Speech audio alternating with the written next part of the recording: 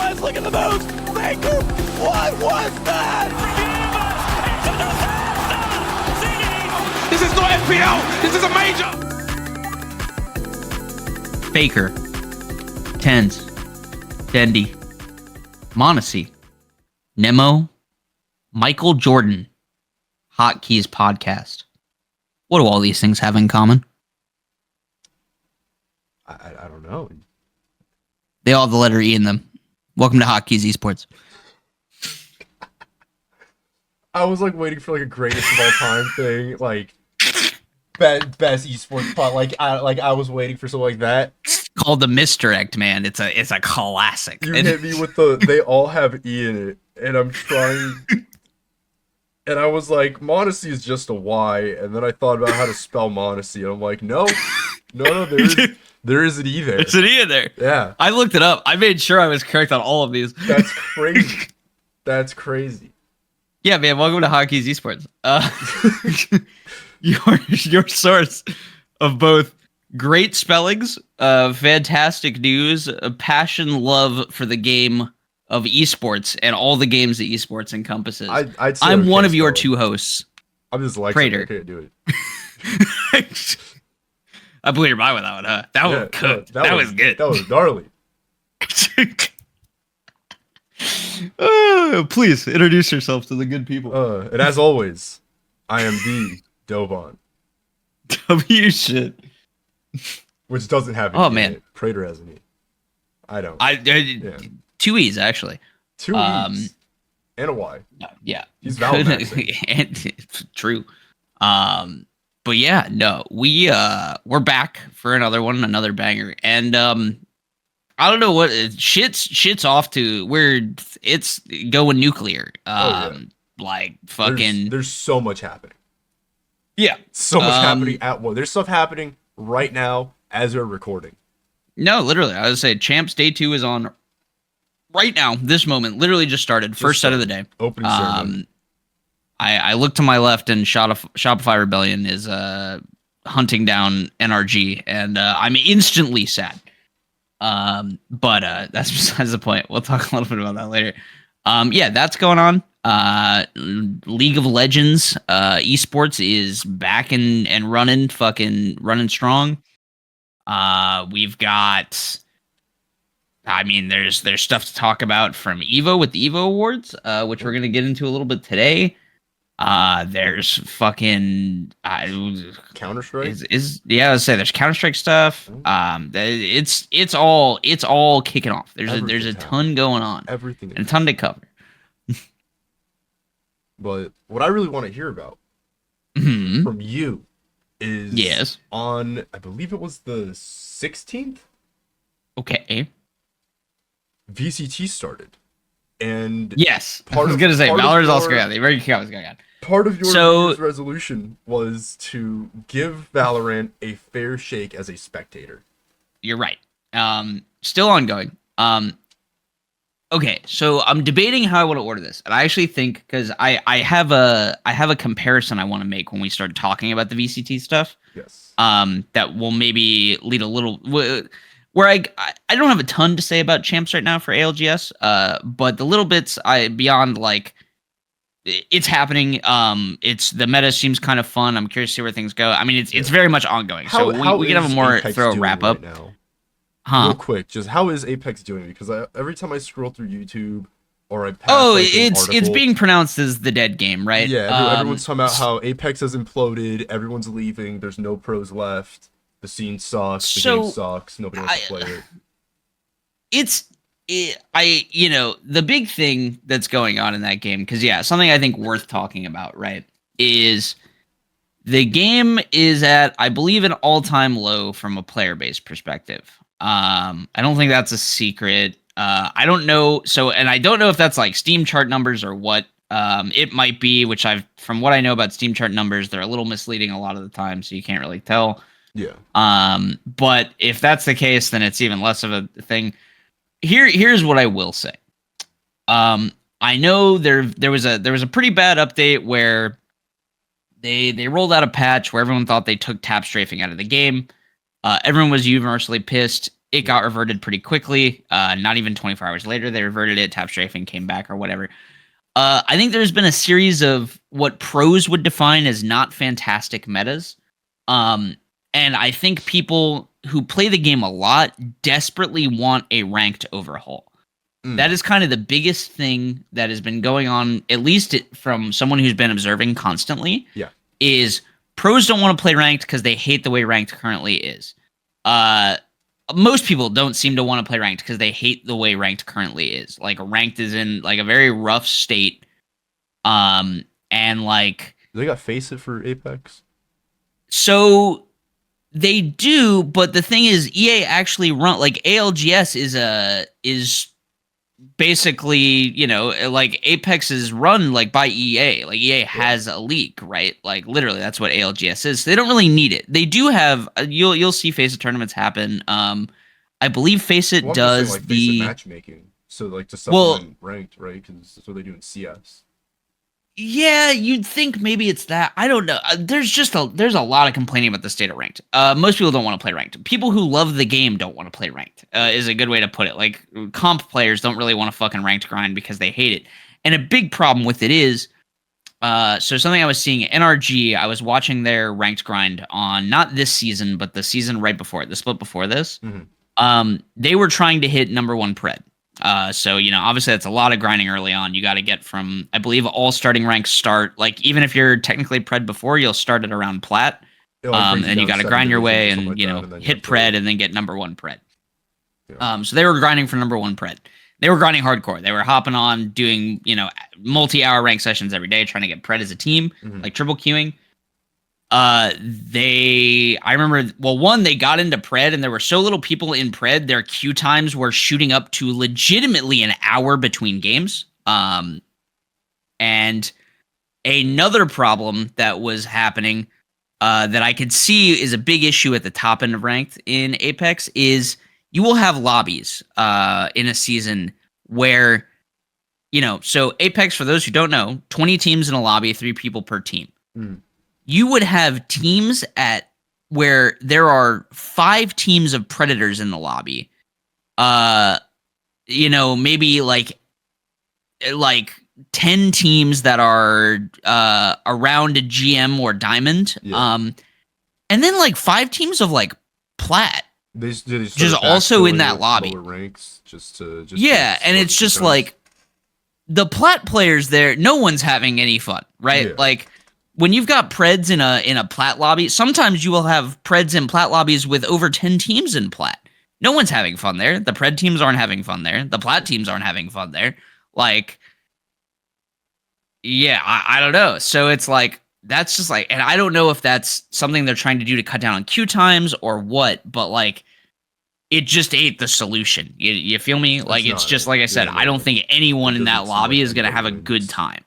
Like, the Preds don't want to just fucking kill bots, and like, I mean, I'm sure some of them do, but like your comp player playing Pred doesn't want to kill bots. That's not what he's there for, right? Like, he's trying to legitimately practice the game outside of a scrim environment, and your Plat player does not want to play against a Pred player, like, just straight up. Like, you know, it's a different league of gameplay. Like, but so that stuff aside, the ranked shit aside. When we talk about, you know, champs, what is, like, well, how's it doing? If the game's dead, what's going on? This is on track to be the most attended LAN in Apex's history. Period, point blank. There's nothing else to that. There's no qualifier. In terms There's of nothing. Viewers or players? So Nicewig, I've only been watching the B stream, so I haven't watched the main stream. He peaked last night. This is in Japan, by the way. So keep this in mind. This is the B stream in Japan. So we're talking about, this is maybe midnight Eastern time, 9 p.m., you know, West Coast. Not terrible times for the U.S., but not fantastic. No. On a they don't feel Tuesday good. night. Tuesday, mind you. People got work. He was hitting 50K viewers. Damn. I don't think that doesn't sound like a dead game to me. I don't know. I'm gonna keep it a buck. And that's day 1 of a tournament. That's not grand finals. That's day 1 of group stages. B stream, 50K viewers. On track to be the most attended LAN in the game's history. Beating out LA, which was last year the most attended LAN in history. To be fair, also, if it's also like the physical numbers, Apex is like way bigger in Japan than it is here compared like at this point. I mean, yes, I will say yes. It is definitely popular in Japan. Feels, that is not a question. Yeah, it is a like big market for them. It's huge why in Japan. it had been said for a long time that LAN should have been out there for a while to service that community. That's not an exaggeration. So those numbers might be, I don't want to say they're like inflated, because obviously the scene out there loves the game and they're showing out for the game, which is great, which is good. But to be their most attended LAN, I feel like that's also part of it. I definitely think it's part of it, right? But I also think on top of that, right, you can say like, okay, this is the most attended LAN in history. For it to be on track to blow away they're talking about, apparently there are 30,000 people in that, or something like 13. I forget, it was, I don't remember it. I know this is a huge jump, but I can't remember, because like I said, it was late last night. They said 13,000 or 30,000. I don't remember which are on track to be in the arena on Championship Sunday. That's crazy. That is way more than LA. And like, I get that obviously you're right. Like, Japan is a big market for them. That's not just Japan. There's like, think of the size of that country for that many people to be coming to an Apex. Like, come on. Yeah, like, there's no way. Yeah, like, that's not just Japanese viewers. Like, that is a lot. That is people traveling to Japan to go to an Apex LAN. Yeah. So is the game in a rough spot?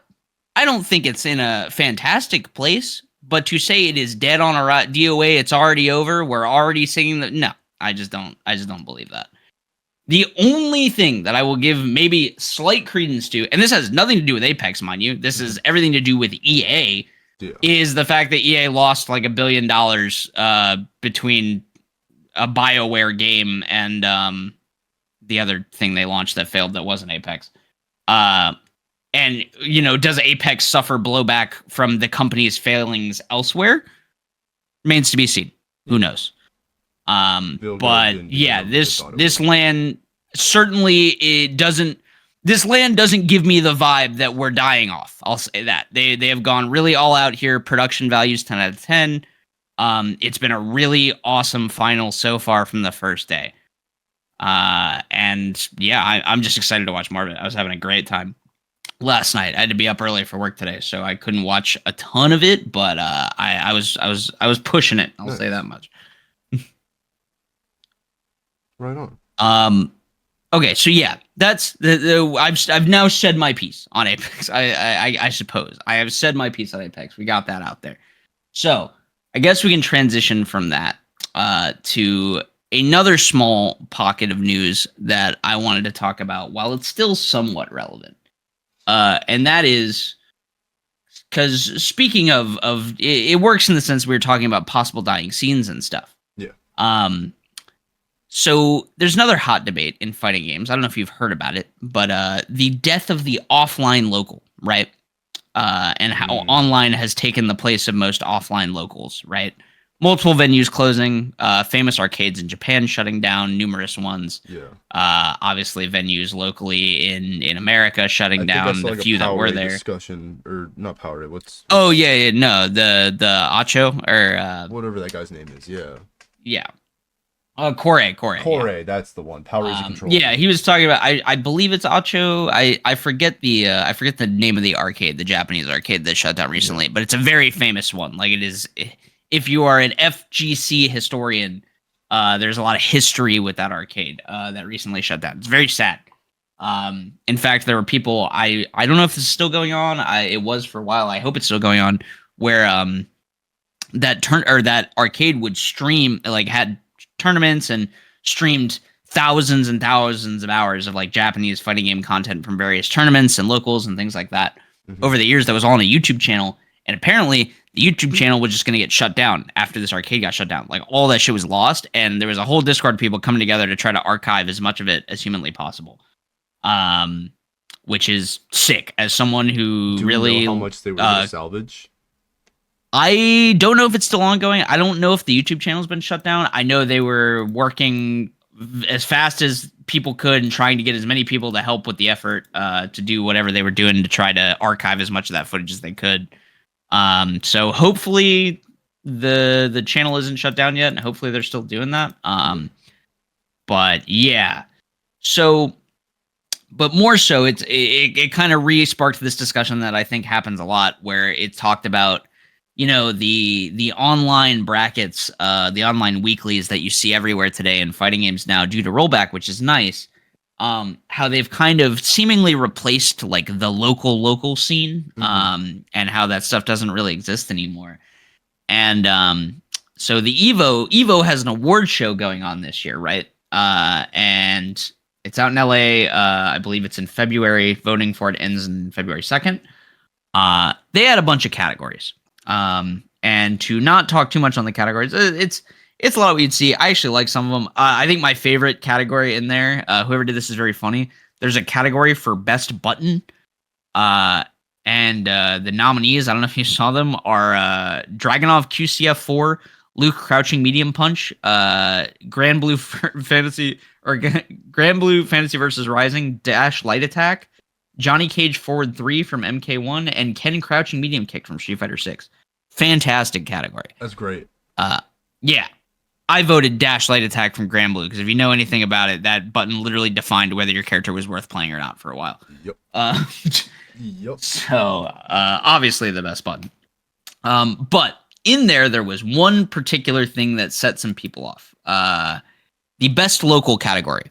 Obviously a great category. In there, you had NLBC, which is a New York-based one. You had Tadakai Tuesday, which is a big one out in Japan. You had Albo Dojo, which was one in Paris, France. And then you had, or was it best? Ooh, they might have changed it after the backlash. Now that I'm looking, this might be an update. Hold on, I'm double checking. Casa Bunch, I see. Ooh, okay, so interesting. So they've changed it. So now that's actually interesting. It's probably wise. So there's a tweet I sent you that was the original best local category. Okay. And the best local category before was, yeah, exactly, Casa Bunch, TNS Online, NLBC, Abo Dojo, and Tadakai Tuesday, right? Yeah. Two of those events, if you know anything, are online. Casa Bunch is an online weekly. TNS Online is literally TNS Online. I mean, it is Tama Never Sleeps Online. Also an online weekly. Which are great, but someone raised the point of, hey, if we're just now having this discussion after the closure of this famous, you know, Japanese arcade that locals are underserviced and people are not going out. Venues are closing, tournaments are stopping. Right. What message are we sending by nominating online locals in our best local category? Does that not defeat the point? And I was curious. I bring it to you because I was curious what you had to say. No, or what your thoughts on that are. Right? If you were going to call it like best weekly, I could be fine with some online weeklies on there, right? But if you're calling it best local, right? I don't live on the internet. I don't. Right. I like wherever their DNS signal's pointing to, right? That's not a real fucking address. Yes. So yes. I think that a physical venue where I can go and see people physically and play video games with them in real life consists of a local. That is local to me. That is a place I can go in my area to play these games. Real? Yeah, that was kind of my thoughts on it too. Is like, it's just, like I said, it's kind of the opposite of the message we want to send, right? I think online locals are important because, one, they help people in underserviced areas where there really isn't much of a scene. So they're obviously necessary. They can help people get more practice in when they can't get out to their local, stuff like that. Mm-hmm. That being said, I do think as a community, you want to send the message, if you can go to a local, you know, right? Like, go to your local tournament. You and I play with other people in your scene, like, you know, and kind of build that both that camaraderie and that, you know, flex it. Yeah. And honestly, as someone who's played in online events and offline events, online events just don't prep you for the offline element. There is a difference to sitting next to the person It's that you like are running playing matchmaking. against. Like it feels like there's less stakes. It feels like there's less Right. on the table. No, 100%. It is like there are levels is what I compare it to. There's like online grinding where you just naturally assume every person across from you is a bot and, you know, like make them just like project your own thoughts and evils onto them. There's like online tournament, which like, you know, you're in a tournament, so the stakes are higher, but it's not like that much higher because you have the illusion of like whatever, you're sitting at home in your underwear playing your bracket. And yeah, the only other way to like the only way you will build up the sort of tolerance for literally sitting next to the person you're playing against is to do that, is to play it in person against people. And like that's where your local, if you can have it, comes in. Yeah. I'm glad that this is followed up, because now acknowledging the feedback, I'm looking here right now. They have made 2 separate categories. There is best local, which they have now replaced the 2 online events with FGC meetups, which is a Skokie USA. Do you know where Skokie is? Skokie? Skokie USA. So it's either like upstate New York or like Washington. Interesting. I was just curious. I don't know. Based in the Chicagoland area, Skokie USA. I mean, I was kind of close with the Northeast.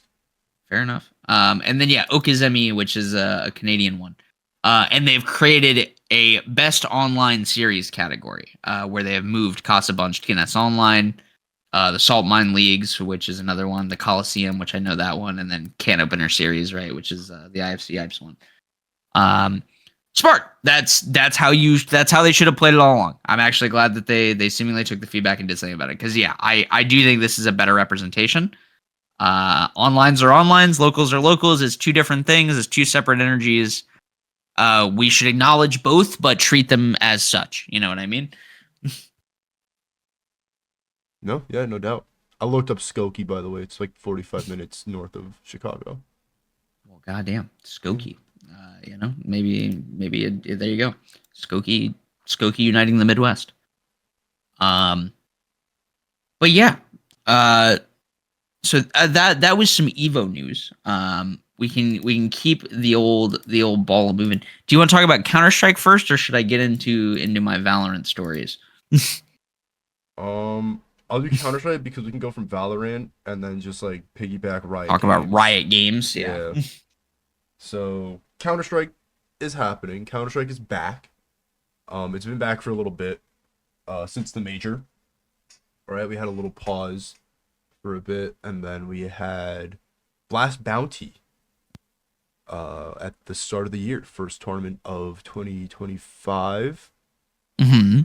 And that was really cool because it had a really interesting format. Yes. And we talked a little before the show, just comparing notes, and you had not heard of Blast Bounty and its format. I had not heard that the format was what the format is, so please enlighten me. So, essentially, what I'll read off what it is, so because obviously Blast is going to explain it better than me. Sure. And if I mess something up, they're gonna let me know in the comments, and I don't want that. They're gonna blast you. Yeah, I'm gonna get blasted for a bounty, and it's not gonna end up well for me. Blast Bounty is a unique event that will feature a bounty prize pool. All right, the prize pool will be dished out based on seeding and individual match results, keeping the teams on their toes to ensure they take home their full bounty. Right, and there's a little infographic at the bottom. 1st through 4th seed has a $60,000 bounty.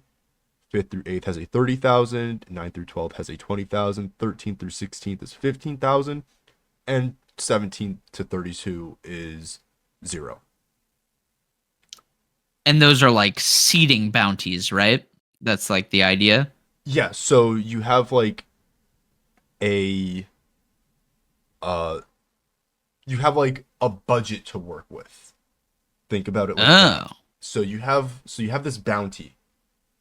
right? And then what would happen is the teams, so they invited the 28 highest ranked teams on the Valve global rankings, because that's what tournaments are now using Yeah. for As a like a for seeding or an invites and invitational things thing. like that, right? Because before it Right. was like the HLTV rankings, and now Yes. Valve is like, no, you have to use our ranking. We have a system now, and that's what we'll be doing Sure. going forward for the major, right? It's probably sensible. Yeah. it makes sense. Pause. If I'm Having pausing, in-house is probably important. yeah, if I'm pausing between things, it's because I'm getting over the flu, and I need to cough. The ickness. And yeah, I got the itis, and not the food kind. So, moving on. All regions will be represented at the Blast Bounty. If no North American, South American, European, or Asian teams qualify for the event, direct invites will be provided to the top teams in each region. I think that's hilarious, fine. Actually, I think cool. that's you want. I mean, it's Yeah. the same reason. Like, it's the whole thing. Yeah, no, I think that is fine. It's the same reason wildcard regions were allowed or were guaranteed spots at Worlds. Right. You need regional representation. That's the Yes. point. It's called Worlds. It helps like, your it's viewership. It yeah. also helps those regions develop talent. It Yes. works out for everybody. It's a universally good thing. Yeah. If anyone actually gave a shit about only the best of the best teams in these events, then two regions would have half the slots. Yeah, Like you would be watching the EU show, and right, and maybe Mongols. Yes. Yeah. No, exactly. You wouldn't see an NA player anywhere for miles, but we're gonna get into that too because roster mania happened, and it has been nuts. Mm-hmm. Bounties will be decided by the teams seeding, with the highest seeded teams becoming the biggest targets. Teams will play in best of 3 single elimination bracket, with the first 2 rounds played online in week 1 from European servers. So teams would have to travel and boot camp and whatever else. The 8 quarterfinalists will play the second week in a LAN setting from the Blast Studio in Copenhagen, Denmark. These teams will play a single elimination best of 3 quarterfinals and semifinals before a best of 5 grand finals, where they'll crown Blast Bounty champion. And then they have like the twist and everything. So essentially what happened, I'll skip over that because it's going to take forever. Essentially teams were allowed to pick their opponents. Oh, okay. And so there would be like, so they would pick their opponents, and then beating those teams, right? It's kind of like a bet almost. Right. Like, so like when you choose an opponent, elimination. you're like wagering, or you're trying to take their price tag essentially. You get their bounty, right? Like you claim their bounty. So if you eliminate the team, by trying to essentially, like, if you call out a top seed, you are trying to claim the most money because they are worth the most as like number 1 seed. Right. So I will say that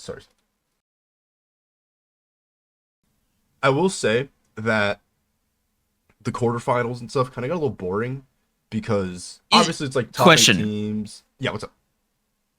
Was this a single elimination bracket? I'm trying to figure out what the what's the downside to picking of 3 single elimination.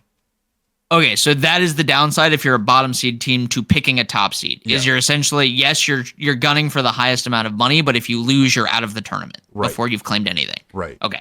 And cool. which brings me to the their quarterfinals and everything, because I watched those being kind of boring because it was just like from both sides. Like they had like the higher seed, like the 4 high seed teams, and then like the 4 lower seed teams, and then like the top teams from each of those would just play each other. Okay. So it was like, because like they had to like pick between each other, right? Like they couldn't, like the top seed teams couldn't pick the other top seeds. They had to pick like the bottom 4. They had to choose, or the bottom 4 had to pick who they wanted to play from the top 4, right? And that's like how it worked out when it got to like the final 8 teams. Basically, if you were lower on the seeding list, you always got priority on opponent, like who you wanted. But what would happen was they went down the list, right? And the highest low seed team, right? Like the like 4th seed. Your lowest seed team, your lowest seed team who had pick priority. Yeah, 5th seed would play 1st seed. 6th seed would play 2nd seed, and like they just played it safe. Like they didn't pick. It wasn't of course, crazy. let me pick no this one, team with yeah. a high-ass Why would bounty. once you're in the once you're in the quarters final and segment, why would you not just it's play just it safe at that because point? it like guarantees your prize pool. So like even if you lose, you still walk out with like $60,000, Some amount of money, yeah. right? And it's not like a crazy loss and all this. So it was Yeah. like fine. There's a quote here that says the ability for teams to wager their bounty is a really fun element of the tournament that I think will mean that every match has the ability to be high stakes. The fact that in the bounty, the lower ranked teams pick who they play and go hunting will be so exciting. Frederick Monksgaard, the executive producer of Blast. Which yeah, it's a great concept, but when I do like the team is concept. like, I'm just guaranteed money, let me just play it as safely as possible. Right? It's kind of boring. was it at least interesting before they got to quarters and semis, or no? Was it just immediately like? Yeah, there was some upsets. There was a lot of like that going on. So Like it was, were there? cool. I mean, like were there good call? Like were lower seeds actually trying to gun for someone that was probably out of their league from a standing standpoint? Let me pull up the Blast Bounty bracket, and I will let you know. Because yeah, that is what I'm curious of. Because yes, I can see how when you get into semis and like there's like 4 teams left. At that point, it's all kind of like whatever. Like the playing field at that point is probably even enough that it does not matter. But prior to that, were people actually trying to take shots? I guess like Astralis tried to, or Wildcard tried to fight Astralis, and I'm like, that's kind of nuts. They got 2-0'd, but like it still happened. Yeah, see that's the other side of it too. Is like I do think there's excitement in like an underdog trying to take out a higher seed for a bigger bounty. But what if that happens? Like exactly what you're talking about, where like it just goes to how it should. Yeah. Does that diminish it? Like I don't know. What do you think? I'm BA actually tried curious. To get to G2, right, and that was close. That was 2-1. Like BA almost did it. Nice. But yeah, games kind of just went how you expected it. So yeah, I almost wonder. That's a tough one because yeah, it's like, is that the format's fault? No, that's just like team skill fault.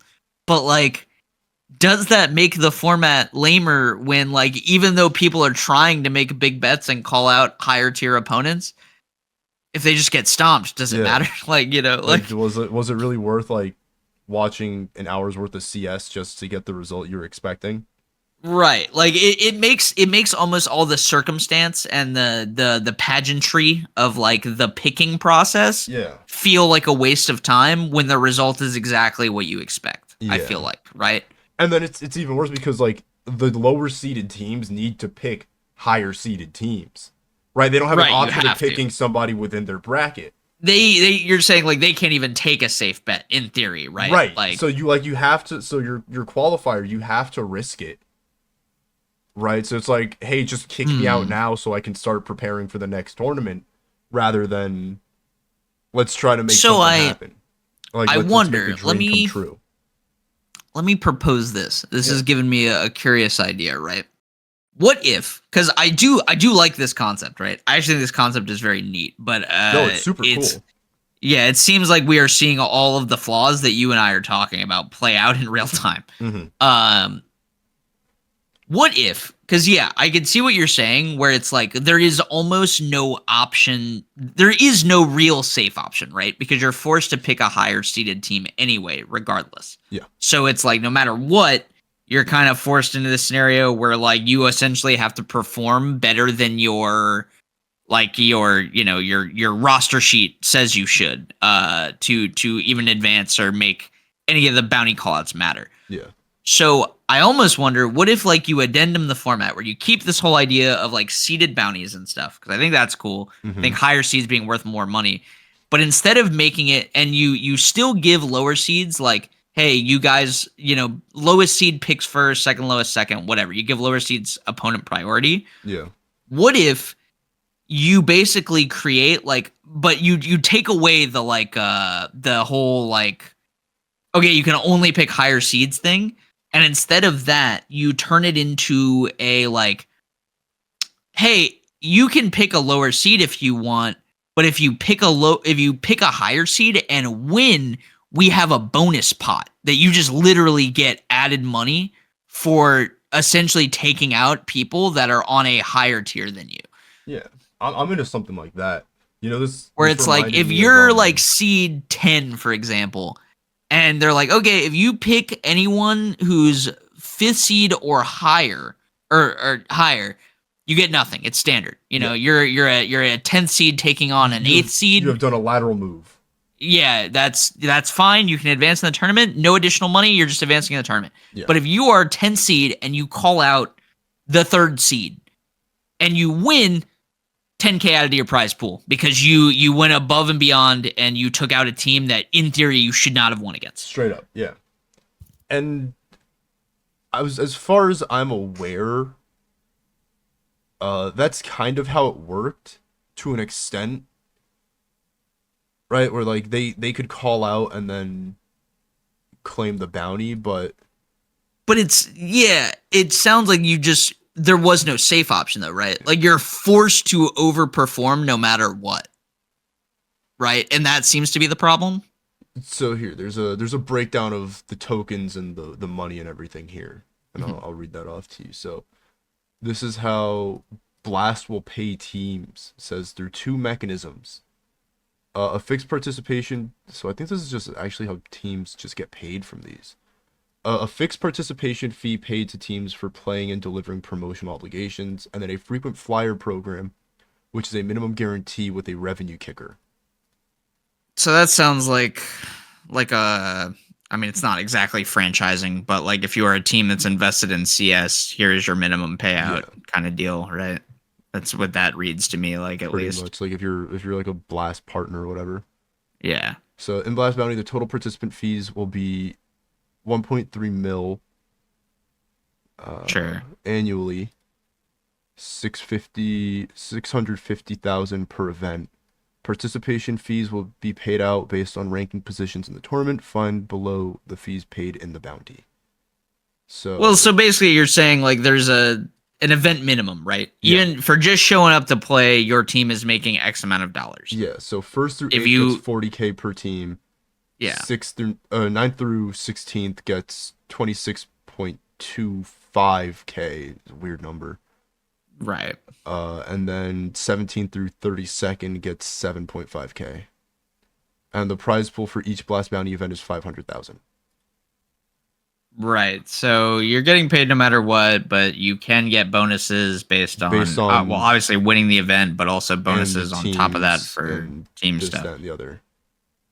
Yeah. So. Yeah, like I said, it just feels like the fall off is like you said. If you are a 12th seed, because what you said it was 16 teams. 28. 28 teams. Okay, so let's say I'm team number 28. I'm literally last seeded team in the event, right? Yeah. Do you know by chance what is the lowest minimum team they had to pick? Like they couldn't challenge 27, right? Like that's what you're saying is like they were not allowed to pick 27. Right. So in the when I tuned into watching it in the like qualifier, or not the qualifiers, the like semis and grand and quarterfinals and everything. Okay. It was the top like 4 or the top 8 teams. Right. Right. And so then we were down to top 8. Yeah, and then you were split between the top 4 teams and then the bottom 4 teams. Okay. And then the bottom 4 teams could only pick from the top 4 teams. Well, I mean, at that point, right? If we're talking at that point, we're at top 8. I feel like that is just like that's like you're just stuck. Like I don't know. There's like not a lot I feel like you could do with this format once you hit a top 8 point. Yeah. I'm curious because yes, I do think the magic of that idea starts to fade when you get to lower teams, just lower numbers of teams. Yeah. The magic of that event comes from the full 28 man kind of deal, and who in the lowers is picking uppers, and like what does that look like? So that's actually what I'm curious on from the format is like as team 28, seed 28, were they allowed to pick team 27 as a challenge? Or no, was it like the lowest I can pick is team 10, like team seed 10? Yeah. Blast doesn't really say, actually. We don't know. We don't know. I don't But know. yeah, I that is my curiosity with that stuff. It also doesn't have the because seating listed on Wikipedia, funny enough. that's interesting. I would be curious as to what the seating is. Yeah. Because yeah, if that's the case, then sure, I think we're doing it fine at that point. Like it's the best you can do, and then I don't know, like top 8 is top 8. There's only so much you can do at that point with only 8 teams left in the tournament. But if it is like a consistent thing where it's like, okay, as team number 28, the lowest seed I can pick for my opponent is team 12. I feel like that's too big a gap. Just in my head, not having. I mean, I know the top teams in CS, but not knowing what the difference between the top, like not knowing how big the gulf is between your top org and your bottom org in CS skill discrepancy is that seems like too big a jump, like a skill jump for the picking stuff to be interesting, because it feels like, unless someone really, really overperforms and it's super, super hype, Yeah. a bunch of games just going to be expected because you have seed 28 versus seed 12 and seed 27 versus seed 11 and so on and so forth down to like seed 13 playing seed 1, and just we have massive skill differentials across the board. Yeah, unless somebody comes out of that on top by massively overperforming, it just seems like you kind of shrug off all of the cool parts. Yeah. Because everybody gets obliterated. But nonetheless, cool concept. When the next one rolls around, I will be excited to see how that kind of pans out, like what they learned from the first one and how they choose to improve it. See if any of the things that we talked about here kind of come to pass for that. It's definitely interesting. I mean, you even see LTA dabbling with it, right? Like that's the whole concept of Split 2. Yeah. Is the idea of teams calling out their next opponent, and the only real rule that they have set for calling out your next opponent is it has to be someone who is a higher seed than you. Right. So I am curious to see how that happens there. So, I mean, I guess I don't know. I do think it is important, especially nowadays, where like it feels like we've kind of these games have all been around long enough that I do think it is important, especially when how many Counter-Strike events are in a year, right? There 50, are 60, like there are too many to count. I'm looking Right. at this and I don't want to go through all of it, but no, that's what I'm saying, right? there's a lot. There's got to be a massive amount. There's a whole lot. And like when you've got that many, some of the big ones got to be different somehow, right? You need something. Yeah. I don't think that's a bad thing. I do think experimentation on event formats and stuff like that is important for keeping things at least fresh. Not every single blast event needs to be the exact same format we see all the time. Yeah. Keep your majors, but if it ain't a major, like Have some fun. feel free to have fun once every 5 tournaments. Like Right. Like if ESL Pro League decided to break out into like divisions instead of having everybody play each other, and then they had 3 separate streams of like lower, middle, and upper division games happening and their own championships and stuff like that, I think that'd be pretty cool. It'll narrow down the CS. You get to kind of see what you want to see. Sure, the highest tier of play will get the most views, but I think it'd be cool Right. to drop down a bit and watch the like tier 2 teams kind of scrap it out and see who's the best there, who gets like elevated.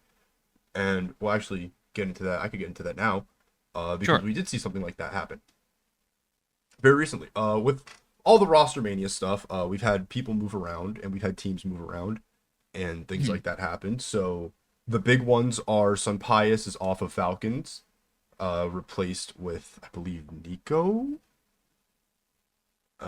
And then he went Interesting. to like Heroic or something like that, if I'm not mistaken. I could be totally wrong. I forgot what team Sun Pius went to.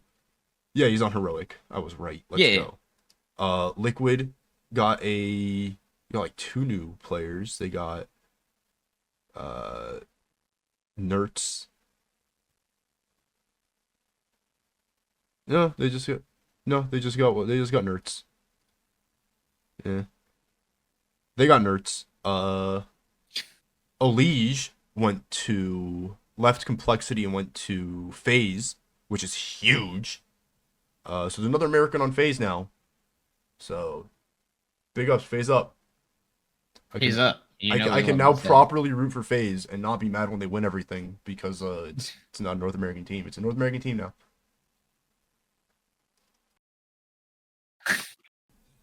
But the biggest roster and team piece of news here is: are you familiar with the team Imperial?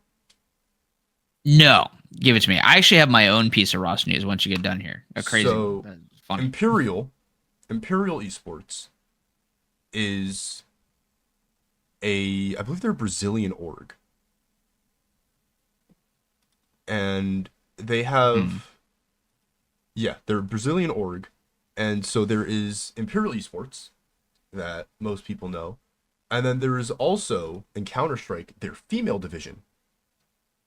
Imperial, I believe they go by Imperial Valkyries now. I've heard whisperings of this. Yes. Yeah. So Imperial Valkyrie, or Imperial Female, Imperial FE, whatever you want to call them. Yeah.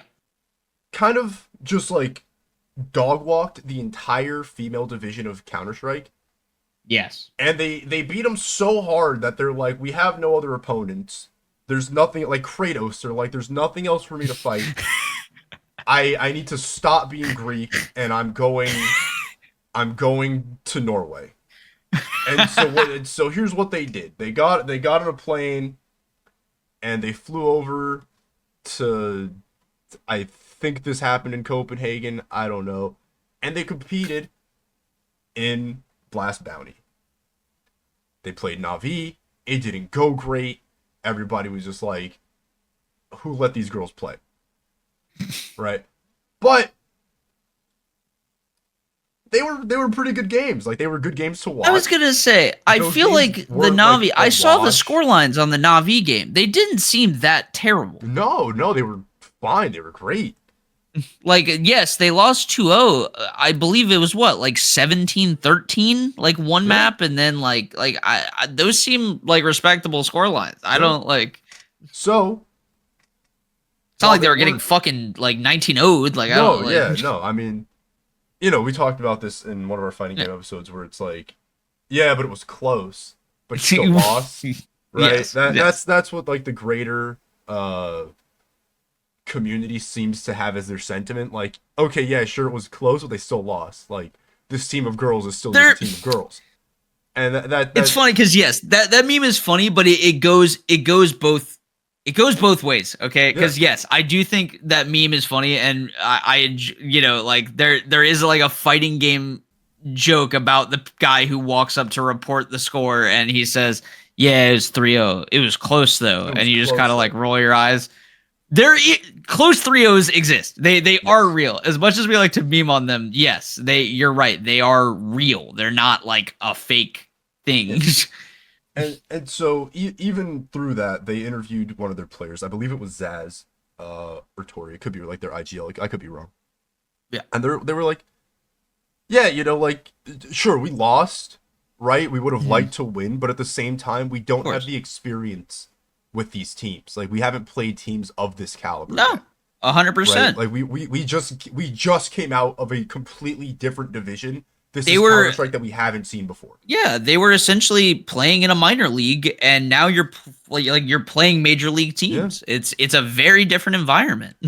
And so they lose to Na'Vi. It's close, but they still lose. Right? They're out of the tournament. Whatever. They do some research. They watch the rest of the tournament, do their due diligence, and because of their Val ranking qualifications, they are invited to show up to IEM Katowice, or they qualified rather. Yes, they qualified. I didn't see that through their play-ins, right? Yeah, and so they qualify for IEM Katowice, which is happening right now. I think day 1 was today. Mm-hmm. Okay, actually, and that's going on too. Their first game was against Furia. Ooh. Brazilian powerhouse. You know, we Yeah. all know Queserado, Fallen, right? Cello, the guys. Right? Yes. I love Furia. I like Fallen. I'm a Fallen fan. My favorite player currently is Major. He plays for Eternal Fire. Dude's just great. Loves his kids. Loves his family. I think that's awesome. Dude, every time he gets on, he's just like, I'm so sorry I do this every time, but my kids are awake and they love when I say their names. And he's just like shouts out his kids in Turkish and That's awesome. and like blows them a kiss, and then he like walks off stage. And it's amazing. I love it every time. Yeah. No, love that. Huge. Yeah. But side tangent. Furia and Imperial, they play their first map. They play Mirage. Yes. That map goes 13-16. Mind you, Imperial is an incomplete team right now. Their IGL Tori was barred from the competition due to visa issues. So she is not allowed to play in this tournament because she couldn't make it. So their coach Bubble, who Is subbing in. is a man, is subbing it. So it's not a fully female team right now. But nonetheless, I think it's great that Bubble gets to play, because as their coach, he gets to see all this firsthand. He gets the experience, and he can help the team kind of reach a tier 1 level. Yeah. And while other people might see that as a problem, I feel a team coming from their division kind of needs this I don't want to call it a handicap, but this extra leg up, right, in this scenario, because they didn't win against Furia. They also got 2 in those games. Game 2 was a lot farther off for them. Game 2 was a disappointing 1-13. It was also on their map. It was also on Furia's map pick of Dust 2. Sure. But they did not perform as well as they probably hoped to. But the Mirage game, Mirage game went pretty close. I'm trying to pull up the stats here, where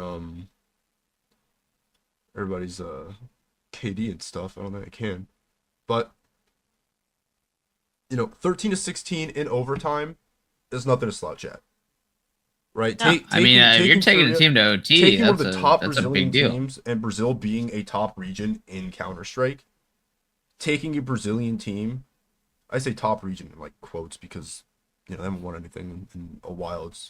We're far No, from but the whole a history region for sure. Yeah, a storied region. Again, tons of strong performers. Pain, Furia being, powerhouses at every tournament they show up to, up until they have to play G2 or Spirit, which is like every team that has to play G2 or Spirit, right? You're doing fine, and then Donk shows up, and you no longer want to play the game. Yeah, suddenly he goes 30-2 across 10 rounds. Yeah. Suddenly the LeBron James of Counter-Strike decides to show up in your lobby, and you no longer get to play the video game because you have to sit there and watch your team do it. Fun fact, in my intro, I checked if Donk happened to have an E at the end of his name. He did not. Does not. Modesty is also just as good and has beaten Donk on numerous occasions. So that is why I went with Modesty. He had an E. He's also the LeBron James of this, but he's older than Donk, so he's my Michael Jordan. Right. Sensible. Yeah. This is how we've worked this out, right? They're both goats. One is just an older goat. But yeah, no, I just think it's really cool that a full female team has entered this space and is making huge waves across their games. Like, again, 100%. The game against Na'Vi being that close, their game against Furia being that close. Again, game 2, not what they wanted, not what everybody, well, maybe people expected it because people hate women, but not what most people expected, right? If you're one of those people, you need to close this video and fix yourself. No, I mean, straight up, it's good to see no matter what. Good examples going on right now. I have found this watching Valorant. Didn't know this. EG's Valorant coach is a female. It Parker, is baby. it's Parker. Goat. Yeah, that's my champion Parker. right there. I was say one of the goats. Yeah, like legit a goat player. That is the Greg Popovich of Valorant esports right there. Right. Yeah, no, exactly. Parker, obviously super storied player, like fucking champion, championship coach, man. literal championship coach. Let Multiple, their VCT tournament. In their era, like legit, like, just huge. You've got her, Guild in Apex right now, Guild Esports, like their coach, also a woman, and sick as fuck, storied in Apex as well, has got tournament wins under her belt, like type shit, like, like really good. She now coaches Guild. Guild is a fantastic team. They're one of the best fucking teams out of their region. Like, not even a question. No, like, I wanted easily one of the best fucking like teams out of like the London area. I want to get your opinion because I know we're both of the this is really cool. We need more women in esports, but why do you think the bridge hasn't been crossed for more? Like, it's not like sports where co-ed leagues and stuff like that. It's esports. It's games. Anybody can play. Games are way more accessible than sport ball. So how is it that we have gone this long and we don't have co-ed teams or all-female teams showing up in Tier 1? Okay, so my real take here, genuinely. In League. I know the story about what are the Valkyries or whatever in League, and they were all like flat players that just nothing happened. Yeah. Well, here's the deal. Here's the real rap like thing, in my opinion. And this goes beyond games. We're gonna talk briefly on social norms and things like that, because this is my perspective on it. No, that's fine. I think we might have a similar thing lined up. As a gendered species, as a gendered society we live in, for a long time, most of the time games have been a thing. Maybe not most of the time now. We're probably getting to a point in games life where maybe it's becoming a little bit more even. But for most of gaming's original timing, back when people were initially honing these kind of skills in older games and things like that, socially, girls were told not to play games. I mean, they were told, you like these things, boys, you like these, and it's bad on both ends. I'm not even saying like, boys being told like you have to like sports and video games, period, end of story. Also stupid. I think gender norms are dumb in general. So while guys were just being dudes playing Counter-Strike, in the 1.6 days, right? 1.2, 1.5, whatever the fuck, take your pick, right? When we were playing Doom, and playing fucking Quake, girls were still being told that they had to learn how to do makeup and, like be fashionable and like, I don't know. That's why they like the Sims. Whatever. Yeah, play The Sims. Like that's the most game you can play is you can play The Sims. Yeah. Which once again, you can do both. Norms are stupid. You can like makeup and play Counter-Strike. I don't. Nothing is wrong with any of those things. You should do the things you enjoy. Period. Hard stop. But there is like a almost like an inherent learning gap there now, right? Yeah. Where it is only in recent years, I would say probably within the last decade. Right? It seems fair. Maybe a little bit longer than that, but somewhere around the last 10 years. Yeah. That we finally hit a point where it's Obama like, now. Huh? Between Obama and now. Sure, exactly. During the era of change.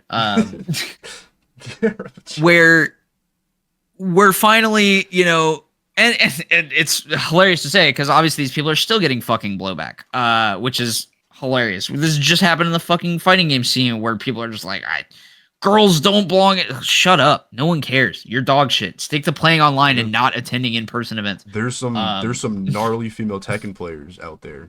Yeah, dude. Tanukana's been fucking great for a long time. Choco Blanca was a fantastic Street Fighter 4 player. Like, all of this shit, those girls, anyone out there online, like if you're actively on Twitter saying girls don't belong in fighting games, those girls literally have outperformed you in every way, shape, and form. You were never even a fraction as good as they were in the games that you played. And like, you I don't want to hear never it. Be. Like, and never will be. Exactly. Nope. You literally never will be because you are busy on Twitter talking your shit instead of actually learning a useful skill. in these fucking games you claim to like so much. So like, yes, they're still getting blowback, but at least now we're hitting a place where there is like open support. Like we can like openly, you know, we can say like, hey, they should be allowed to do this. This is good. They're doing this. Yada yada. There's like a system there, and it is being fostered. But yeah, I think the reason there is a skill gap has nothing to do with the fact that, because you're right, it's got nothing to do with they're women. This isn't like a physicality thing. Yeah. It's just simply, it's been an under-supported thing socially until the last decade, and now they're playing catch-up. And you're starting to see the strides in that catch-up, right? And it also feels like it's a regional thing, too. Real quick. Oh, 100%. I guarantee you there are regions that are probably better supported than others. In free-to-play, the Dota documentary before Dota came, or like right when Dota came out, HYHY, his ex-girlfriend played for an all-female Dota team in Singapore in like their local league, like their like regional circuit, but for like the female division. So like they already had a system set up, and there was already enough female players for them to develop a league around that. Yeah. And you see that a lot, mostly in Asia, right? Because a lot of the fighting game players are Korean and Japanese females that are playing. I mean, even if you want to, if we look at, you want to talk about Tekken specifically, Tekken 7 and Tekken 8, Cuddlecore is one of the best American players, period. Yep. It's a girl. Like, you know, like Cuddlecore is one of the best Tekken players in America. Mm-hmm. You know, on Red Bull, was on C9, like, you know, the whole nine, like, sick as fuck, insanely good. And so, yeah, just in those regions that kind of fostered more with that, Korea having StarCraft and things like that, and then having that translate over here. The fighting game translation, I think, is a bit easier because, again, we talked about this in the Go to Locals and just fighting games episode in general we had one time. Yeah. Where we were saying go to locals because, you know, people aren't going to be a dick to you there. Yeah. Because you have to, you know, look them in the eyes. Yeah, you have to to be shitty to someone in person is a whole new level of balls. And frankly, most of the people who talk a bunch of shit online just don't have the balls to do it in person. Yeah. Straight up. So, yeah, that's kind of where I'm at with Counter-Strike. That's kind of where I'm at on that. I'm ready for probably the sickest lower bracket run of all time. Their next game is against Big. I believe is tomorrow. Yep, that is tomorrow at 12:30 Eastern. So I'm gonna tune into that at work. No,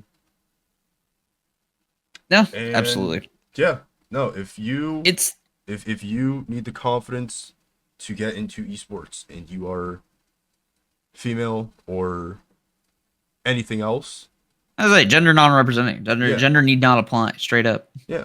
I think the best intro to a scene is fighting games. It's amazing. People are great. If fighting games aren't your jam, just go for it, man. Just get in there. Leagues are springing up everywhere. Apex has Valkyrie League. It's an all-female tournament with full female teams. Same deal. Like, because, like, let's be real. Like, you know, I know there's some people who are like, oh, well, if they want to play, they should just play the game with everybody else. It's not about that, man. Like, you're just ignoring the issue. Like, you're straight up ignoring the issue. It's like, about these community. people. It's less. Yeah, about it's the about a game than just community. They want a way to get in and hone their skill without being labeled a girl. They just want to play the game, and it's just non-existing. Like in the way that you're saying, it's just not real. Yeah. Like, if you're around, you know, people like them the same way that you're around people like us playing these games and building a community. And the thing is, I feel like people do it, like they say it when they're like, oh, I can't believe, like, if they should just play in the normal league. You don't think they want to get there? Like, I don't think these, I don't think these girls are saying like, well, if I'm gonna win fucking Apex Chance, if I'm gonna win a CS:GO major, I must do it in an all girls team. I don't think any of them are saying that. No. They're just trying to get good enough to make it to a team that can win it. If that's an all-girls team, sick. If that's a co-ed team, sick. They don't care. They need a place to foster their skills. Yeah. Like, they need the opportunities. Yeah. And that's it. They need the community to support them to do that. Yes. The same way that you have your boys to support you playing a game and hop on every night and do that. The girls need the girls, man. No, I was just say it is no different. It is just simply I feel like people want to make the argument that like, oh well, whatever, why is this because you need a starting point. They're not no I think very few of them are in the all girls league thinking this is the end game. I just want to be in the no. They want to be where everybody else is. Mm-hmm. They want to get there too, but they need a place to start.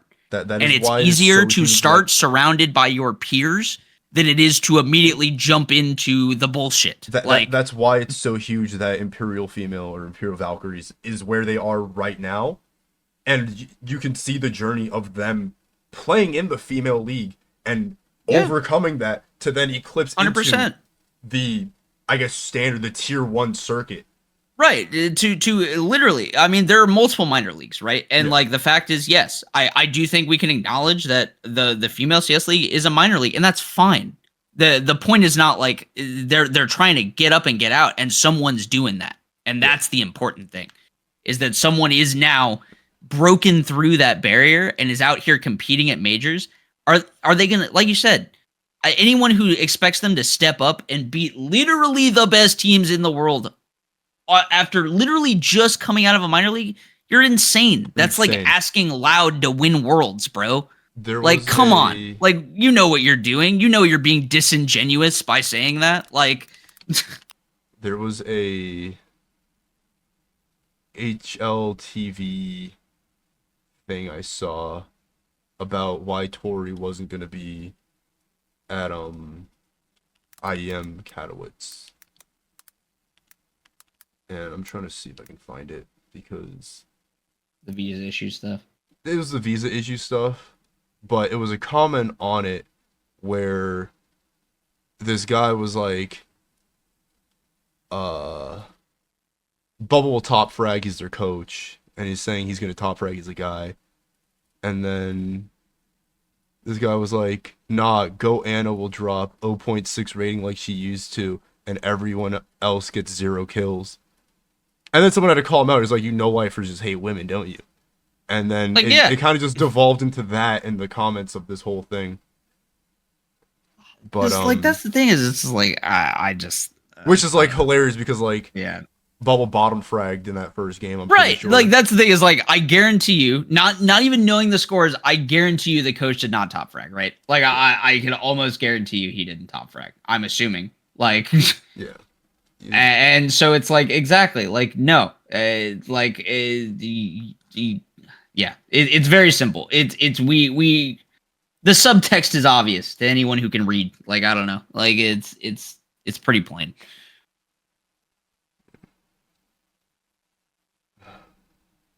It's just one of those things. It's just one of them. Yeah. One of them things.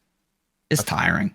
It really is. It's good though. Yeah. It's good though that finally the numbers are showing up and like no, he did bottom frag. He got 14 kills. Ana got 20, Zaz got 18, and 23 got 19, and Kat got 17.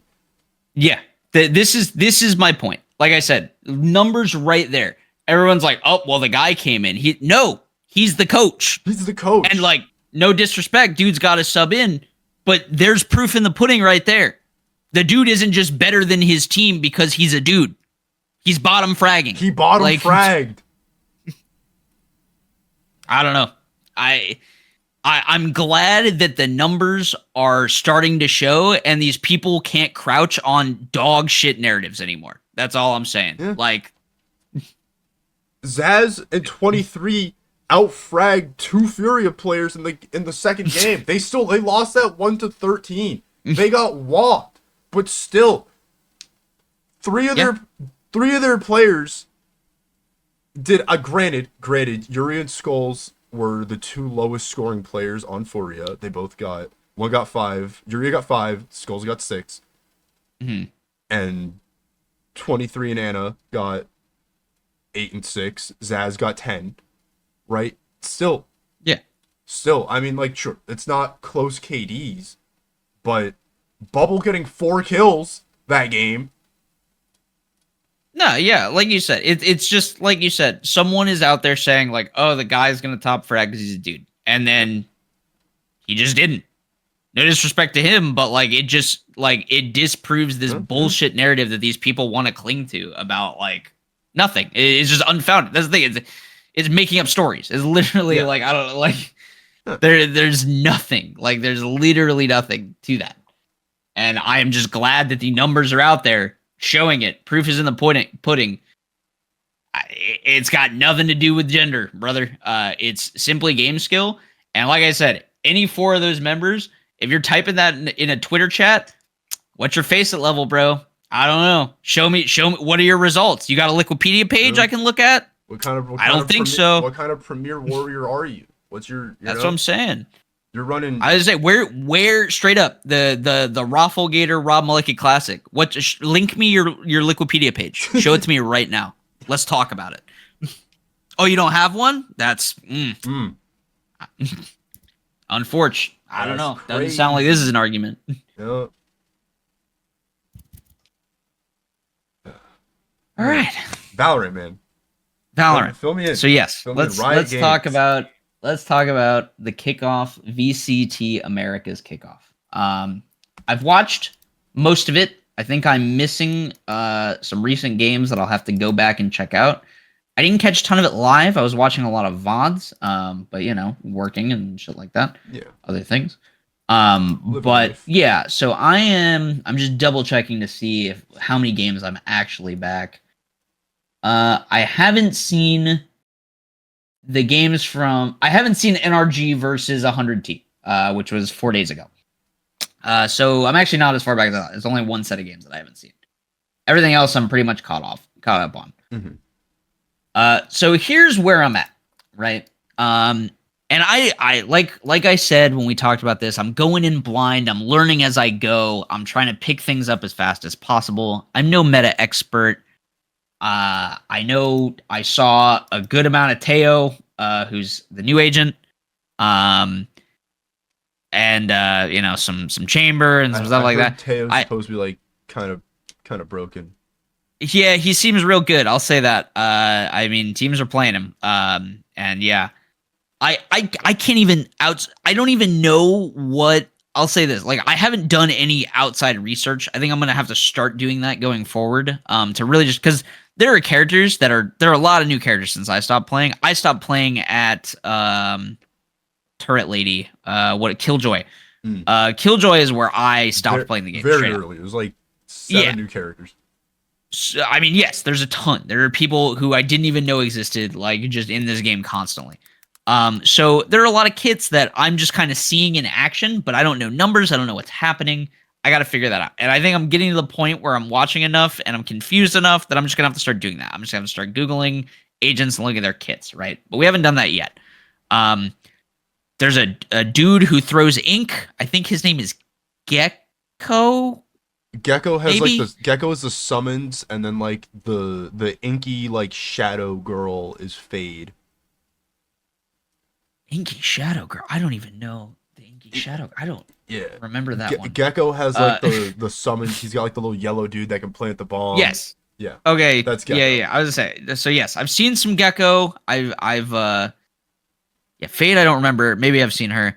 I have seen Tejo because that character seems busted. Mm-hmm. I have seen. I've seen some Chamber who. I'm still figuring out what he does. He's like guns. a marksman, I think. Yeah, I would say he makes like crazy guns. He makes an op and a deagle or a sheriff Sure. or whatever. Okay. Yeah, I would say he seems like a marksman. He seems cool. And then I've come to like Chamber. That's where I'm at with that one. He can put down like teleporters, and he's got like a slowing field that I think reveals people also. I like Neon, but like she's Zeri, so like I feel like I'm biased there. Yeah.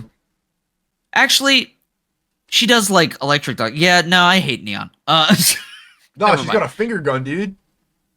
Doesn't she have the electric like dogs that she sends out too, though? No. Or is that somebody else that sends out dogs? That's somebody else that sends out dogs. Neon's got a wall that she could put up, and then I would say I know she's got the electric gun. I've seen the zap her gun. Her ult's the finger gun. She's got a concuss that she can shoot that bounces off the walls and like strikes twice. She's got a tack slide, yeah, she's got and that. then she's got the wall that she could put up.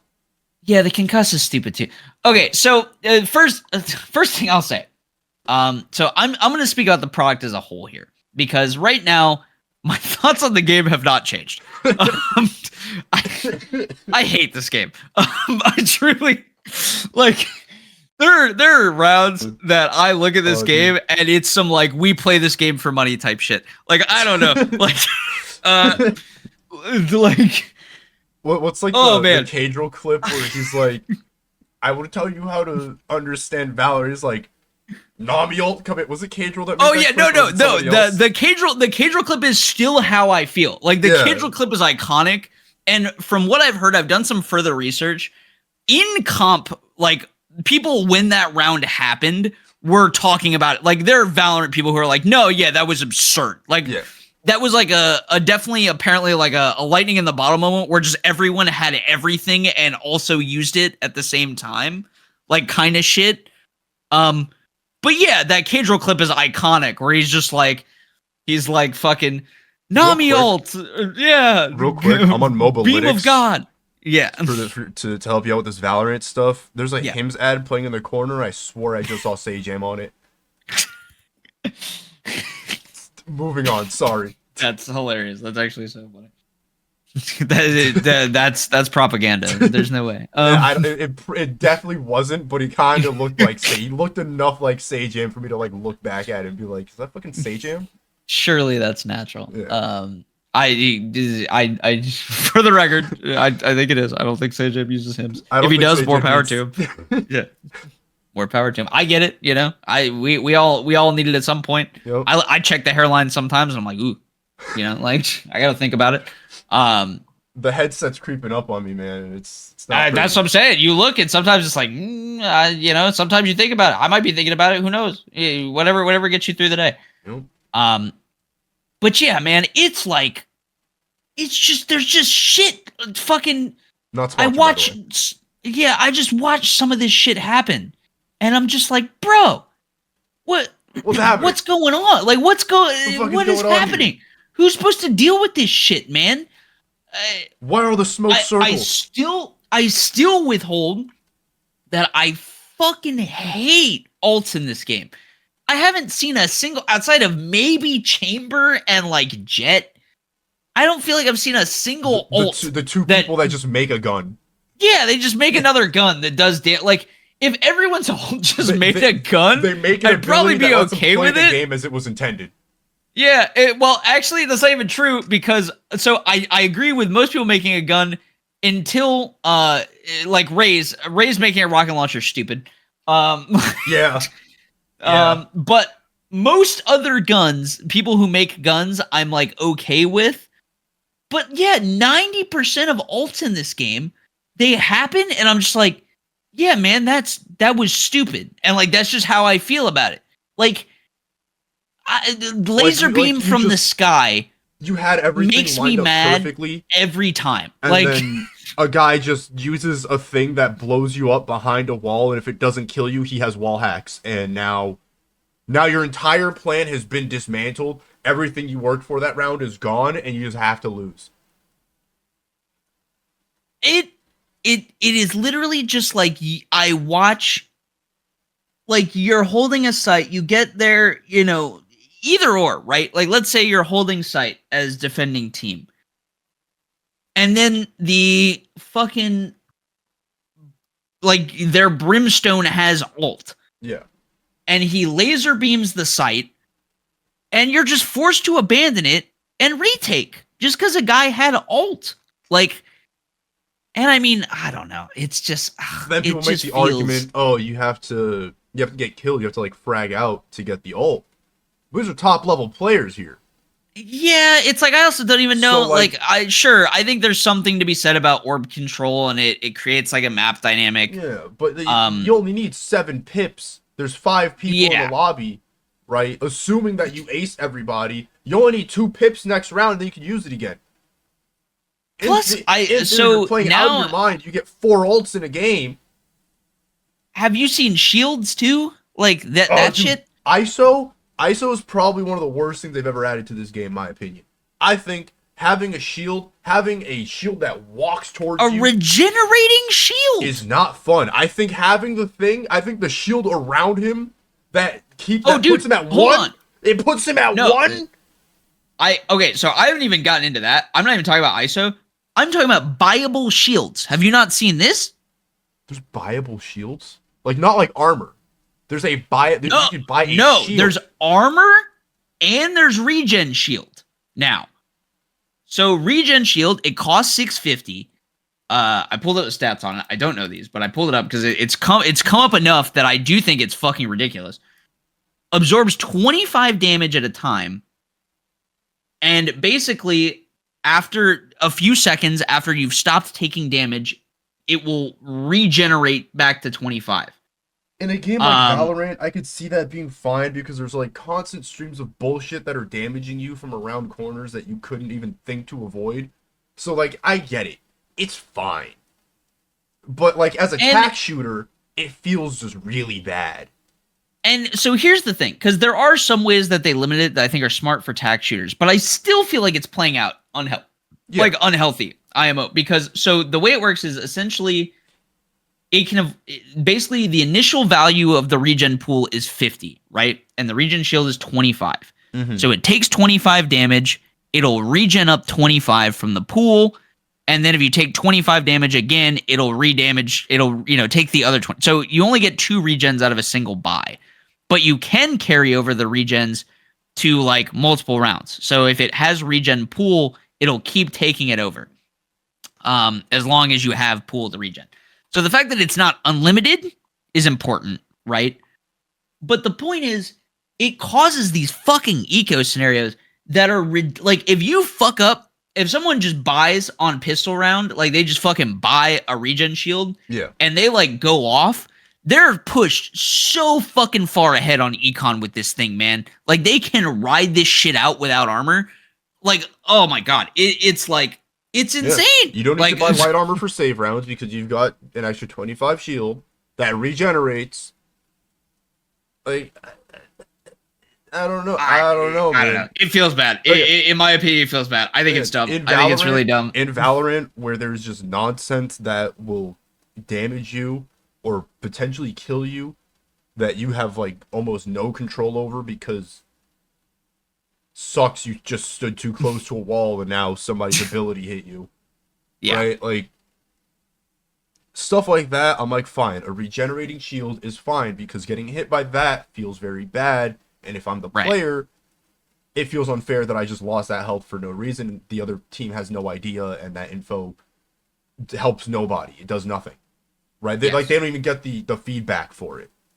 Yes. Right? In a competitive space, and as a tac shooter, I'm like, what's happening here? Because now the fundamental part of eliminating people is being taken away, and you're throwing off the economy because now the people that are killing can just keep killing because they don't have to reinvest in armor. You don't have to buy armor. You just have to buy rifles every round. You can full buy abilities, right?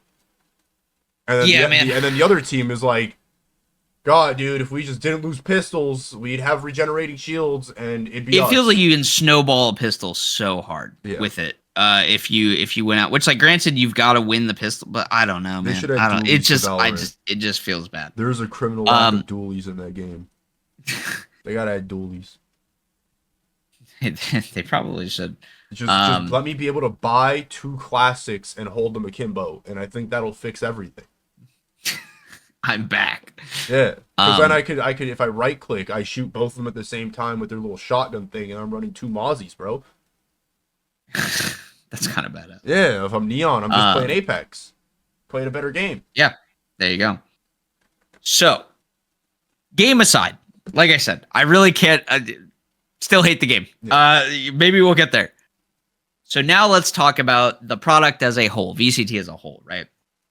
Trying to latch onto storylines here. I'm trying to pick stuff up as we go. Mm-hmm. I think there's some interesting stuff going on.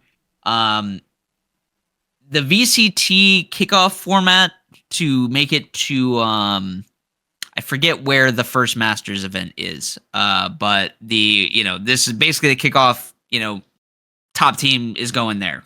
Wherever it is. I forget what the Master event is. So it's a pretty shortened tournament. It's literally it's double a limb. So if your team loses twice, you're out. Like, that's it. Like, there's not like a round robin or anything like that. Like, it's literally just a double elimination tournament. to decide who goes to whatever Masters event is coming up. So Masters things are blasting in fast, and there's Bangkok. some interesting stuff in there. Thailand. Thailand, yeah, okay. Thailand Yeah. and Toronto. Sure, yes. So like whatever the one coming next is, that is what Kickoff is like playing for. And like I said, there's some stuff I've been following EG kind of heavily because they have I think a pretty interesting Those are the boys. like storyline going on, because obviously they were like the shit initially. They had Ye, who was considered like in his year one of the best players in the league, like bar none, like in Valorant. Mm-hmm. He was considered the best chamber. This was around, I think, when Chamber came out, from what I've been picking up. He was considered the best chamber in the game. Basically, you know, Played for Bleed for a while, which is really funny. He was on Disguised So, in 23 yeah. and C9. So obviously back in like 2021, he is like second, I think, at Masters Berlin. And like I said, he's kind of this like goated player. He ends up in 2022 winning Masters Reykjavik. And like I said, he's considered like a goat. He kind of goes on this downward spiral after that, where he's not doing super well. He's not doing super hot. He kind of falls off after 2022. He ends up on cloud 9 and gets like blown out. He ends up like kind of moving from team to team for a bit. He's on Disguise, doesn't do great there. Like, you know, this whole thing. So it's kind of, now he's back in NA.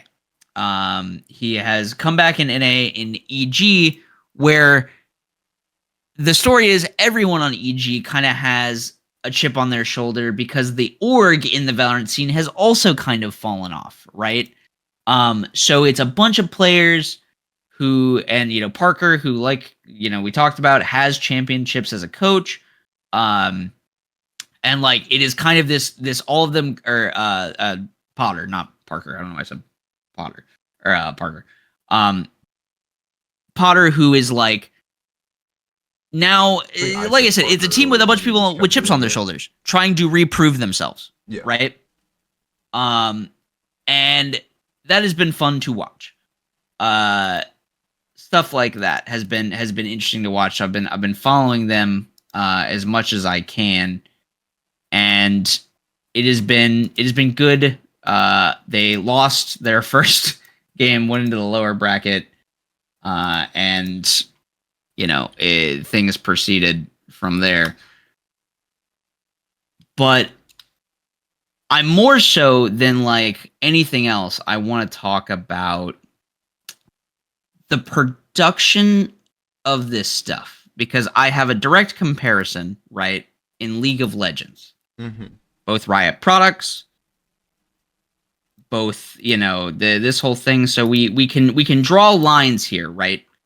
I'm actually trying to figure out who EG plays. EG plays MIBR next. Okay, because I know they beat Furia. Another Which apparently storyline you could look at. Furia was in like a rebuild year as well, and has now gone 0-2 and out of the tournament. Another storyline But you could yes. look at is the Jogamo on G2 now. Because he was on EG up until Yes, he left. October. Yeah, he left that for G2. I know G2 beat C9.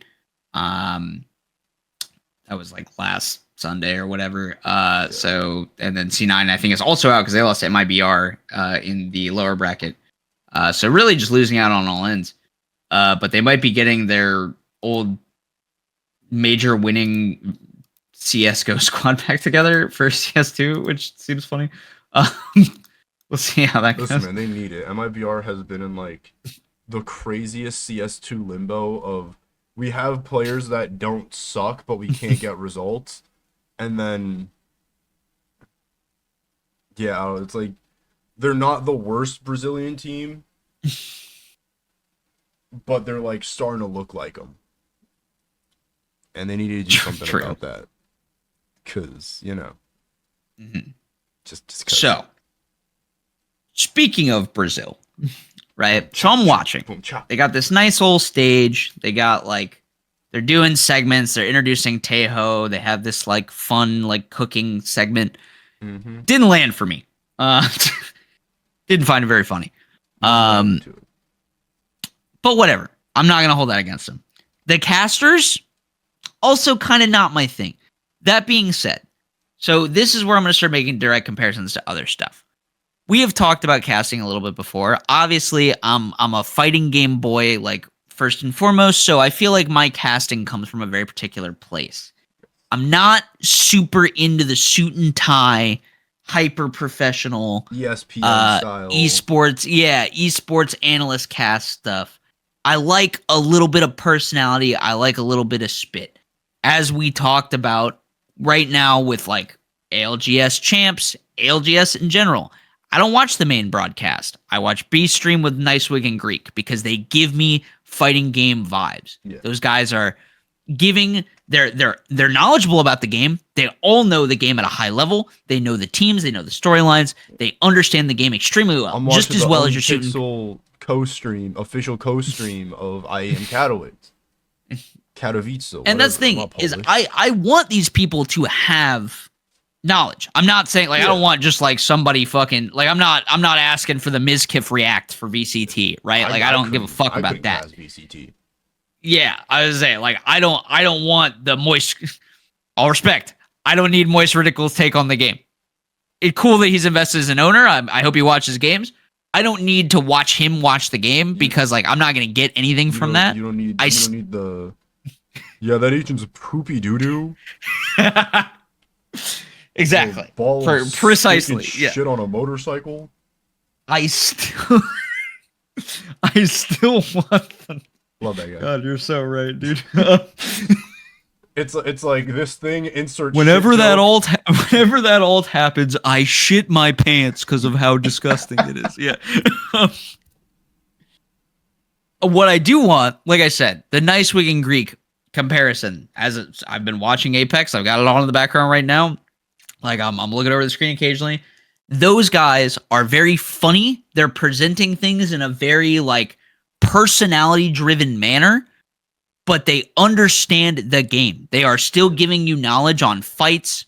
Like having their own takes on shit. Like they will talk about like if a team backs off, like they were talking about NRG the other day where NRG like ran from a fight. And they broke it down in a very casting way of like, I don't understand why we're giving up this much space. Like, there's no reason to. And like, they had the caster back and forth where Greek was like, well, I don't think they actually have the econ to fight that. But yes, it does feel bad to give up that much space. And in the same game, I think at some point, fucking somebody came in and like just cleaned up, like fight lost 4 seconds, like a big sweep fight, and these guys in the same breath as they're giving caster knowledge are watching teams get down like that and are going, so and so team gets bent over the table and blown out. Their backs are, literally they were talking about someone is gripping their back right now the way they just got blown out. It's fun. It's personality. It doesn't feel. We're still playing games here. We're still talking our shit. I don't need the suit and tie. I like my personality. I like my jokes. I like to laugh. I'm into it. And I don't feel like Valorant is giving me that. And, you could say a more apt comparison, right, is League of Legends. Because obviously, like we said, Riot property. Same thing. League casters, to me, I actually think hit a very good balance. Where, yes, it's analysis. Yes, it's like play-by-play, all this stuff. But those guys have a personality and a tactic to do it. I think they just have a set of very good casters that are very good and, like, can deliver on this shit in a way that I just don't feel like Valorant casters are doing it for me. I get twinges of Overwatch League, and I don't think that's a good thing when it comes to the casting, right? That's not what I like. So yeah, I don't know. It's just not hitting for me. Maybe I got to sit with them a little bit. Maybe they haven't had a chance to shine in a way that's like fun. But yeah, to me, the casting it's not keeping me in a way I would like. One thing I will say, and maybe this is just a kickoff thing. I haven't actually been paying enough attention to see if they've been doing this consistently. But for day one of the kickoff, right, as teams were coming out, they were coming out to like they had like intro music and shit, right? And I'll say I bought in fully. Loud comes out. The first game was Loud versus EG. It was the first day. It was the day one kickoff game. Map 1, Loud comes out. The funk music blasting, brother. Like That's sick. Straight up, just like yeah. The walkout to the dirtiest, like just like if someone had. Yeah, I like if you're banging this out your car, your speakers are blowing out type shit. Like if you got a good enough sub, this song is shaking a glass of water off your desk.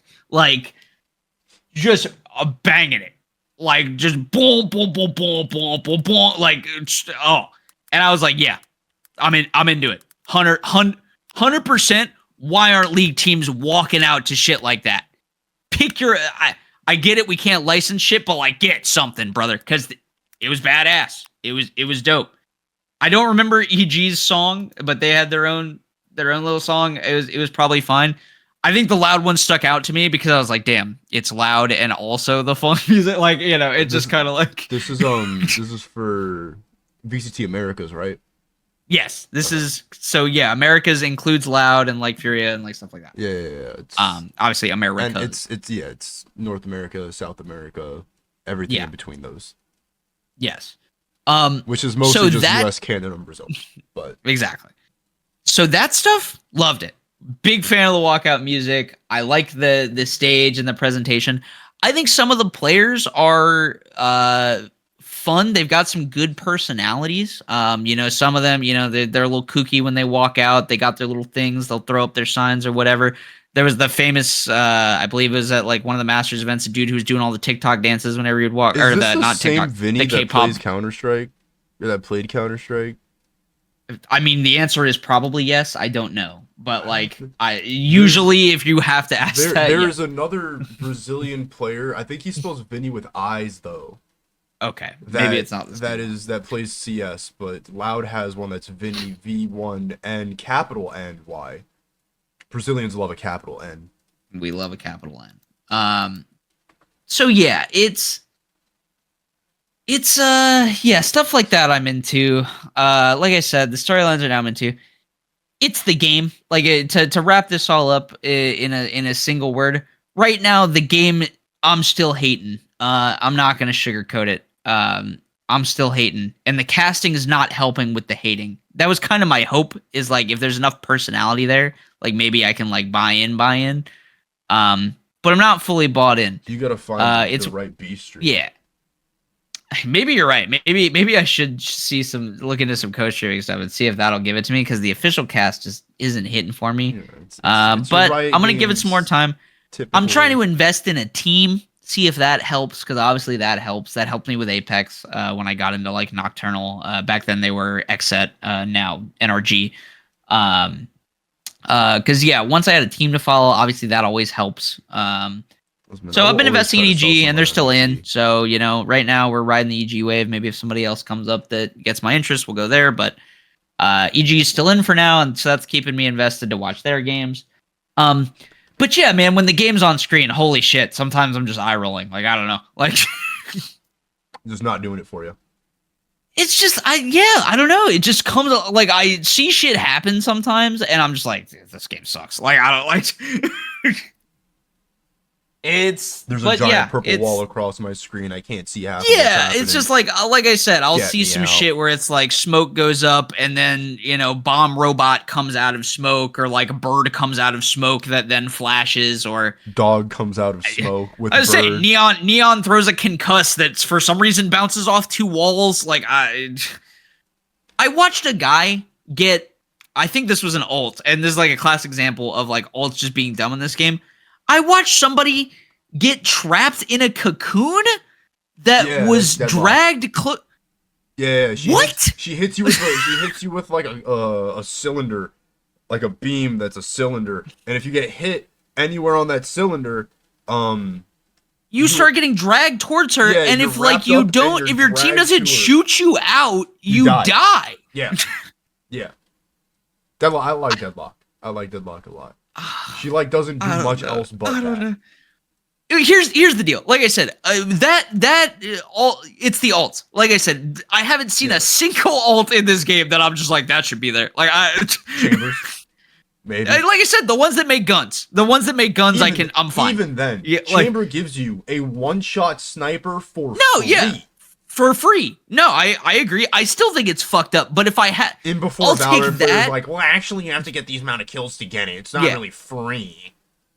For the record, highest like level, I it's said, free. I still think that's fucked up. But I will take the sniper rifle that insta kills over Yeah. fucking cocoon that kills you, giant beam, a res. I don't think Sage is meta, mind you, now. That's not her ult. But wait, no, it is. It is. no, that's that's her ult. was We'll be fair. tweaking. That is her ult. Yeah. I was thinking of the heal. My fault. Still stupid. A res in attack. Come on. I just don't. But they're like, she can't use it on herself though. It was like, Yeah, good. I guess. Yeah, right. It's like exactly good. I don't know. I don't know what to say, but I was like, of course. Yeah. That is my response to that. Is she can't use it? Of course. Yeah. Yes. I would hope so. I would imagine that is the case. But yeah. Those are my current thoughts on Valorant. I'm unenthused about the game. I do like the production. I'm buying like the into some trophies. players right now. Their trophies really ugly and stupid. Wait, what'd you say? I think their trophy's really ugly and stupid. I think it looks bad. Yeah, I can kind of get with that. I see where you're going. It is somehow worse than the like Blast like championship goo trophy. Kind of like the blast triangle or whatever. Yeah, like the one that was made out of like slime that was like covering the tail. Like that was stupid. That was stupid. VCTs being an hourglass with a cube in the middle of it that's like 6 feet tall. Also stupid. Oh, also, so I think this marketing appeals to somebody, but it doesn't appeal to me. This might be a I'm old thing. I don't know. But like the Tejo trailer of like all of the agents like partying, but then it's like intercut with them also like, I don't know, solving terrorist situations. Yeah, the one of them like running and then the song playing in the background about her ops or whatever. Yeah, no, Yeah. I hated it. Yeah, oh, no, boy, that was did really I hate bad. it. That was really corny. No, corny as fuck. Like when we're cutting to like Jet at like Ultra Festival, and then it's like Yeah, also they're like- passing mags in They're, like the at a favela. rave, Like and then it hard cuts to like probably the worst day of their lives, getting like fired at Yeah, by enemy combatants and it's- like running through this dilapidated it feels building tone deaf, right? with Like it feels guns. tone deaf. And then like it hard cuts back, and they're just like dropping acid or something. I don't know what's happening, but they're like Yeah, having a better time than feels- they were in whatever that scene is happening. feels a little tone deaf. Yeah. Not gonna say I know the Valorant lore, but definitely comes across a little tone deaf. And then just also, yeah, I don't know, The TLDR kind of stupid. Valorant lore is it's X-Men, but they're made by like a company, and they're also like mercenaries because the company made them as X-Men teenagers that are also mercenaries. Aren't they in theory like? Isn't the whole like the mining of the Valorant site or whatever? The Radianite. Yeah, crystals. isn't that like terrorist activity? Like quite like isn't that the whole thing that they're trying to prevent it? Yeah, so like there's like Radianite that's like being mined and then turning people into Radiants, and then Valorant is like the organization that like sends these superpowered teenagers to stop them. But the evil team has clones of them that they use to fight so them. that's So that's I how see. they canonize the fact that you have two There Jets are in mirrors. one game. Yeah. ah. So one is like the Okay. terrorist version, and the other one is like the Ultra Music Festival, but gets a phone call if they have to clock in for their shift of getting shot at. You know, Okay. like it's not. So great. that shit, like whatever. I'm not neither here nor there. I'm not saying I need to care about Valorant lore because I don't. or something but- like that. I could be like yeah. totally wrong, but that's like what I Sure, gathered. fine. Totally good.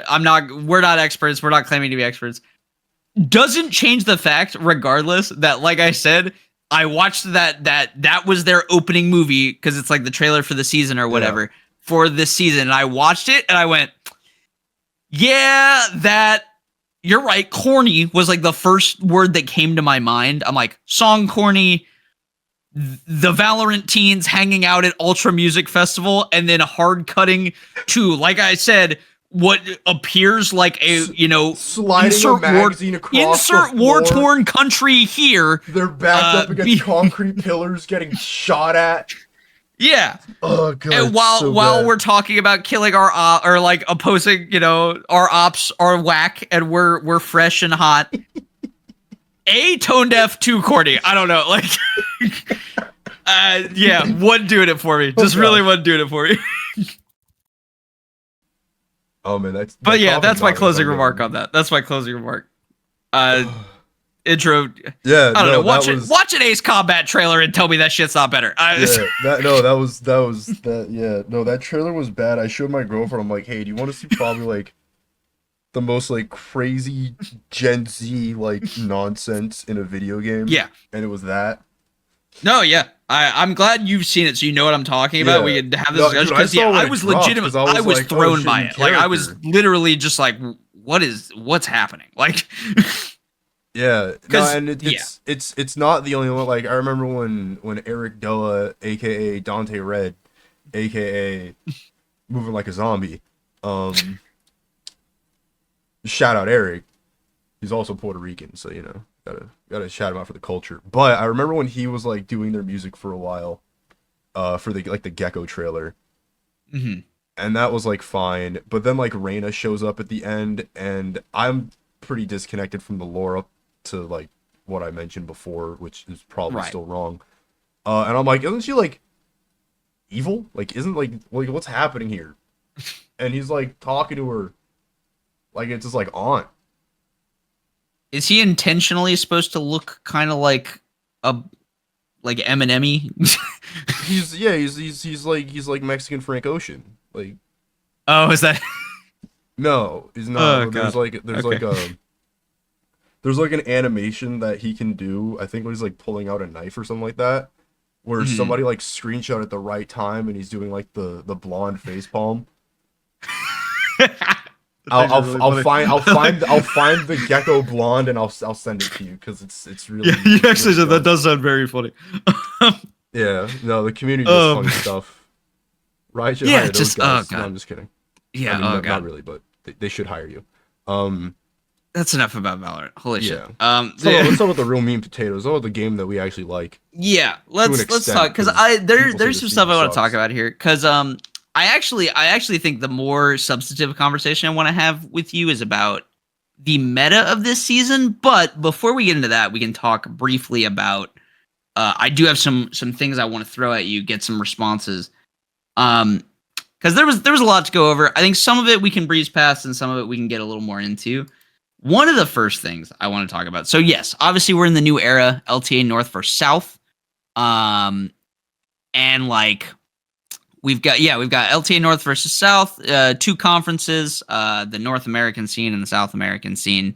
So we got two conferences that are competing in their own separate regions, but will eventually come together to determine who goes to this new international event, this Fearless event. It is a shortened split. It is about, I believe, 5 or 6 weeks. I forget the exact number. Where it's a similar thing to America's Kickoff, actually, where if your team goes 0-2, like you're out, like you're not going to Sao Paulo to play. So like you're done until split 2, basically, right? Yeah. And the thing is, right? So I know some people are complaining because they're like, "Oh, it's so short." I think that's fine, right? I'm curious how you feel about it. To me, it's like clearly this is a bit of a novelty split, and I don't think that's a bad thing. It's all Fearless. It's kind of quick and sweet. We get to like higher stakes competition pretty fast, and then we work towards this international event that is only one team from each region in a Fearless event. Thoughts? You like? You dislike? What's your thoughts on this so far? About the season in general, or just the No, the split? about split one being a kind of shortened split around Fearless, and do you like that? Do you not like that? Do you wish we were still just in the 2 splits period? I think it makes it a little more interesting, considering. So basing on what I know from what they've said in their like LTA reveal video, Right. I think it works out for what they want to do because this is like a pretty big rebrand, right? They're combining regions, they're kind of creating an ecosystem for more storylines, for all kinds of things like that. So I think the shorter splits to kind of push these themes that they want to go for, because like, what is it? The first theme is just getting like set up, getting your regions solidified, and then the second split it's like the whole thing is it's about experimentation and like which is why that's what they're pitching as, is like it's Fearless, and that makes it the experimentation round, right? Because it is that is like the creating rivalries thing, where it's much more localized. There's less cross-regional play. It's a longer split that is inter-region stuff. They're calling that one like the learning thing, where your teams are in theory supposed to take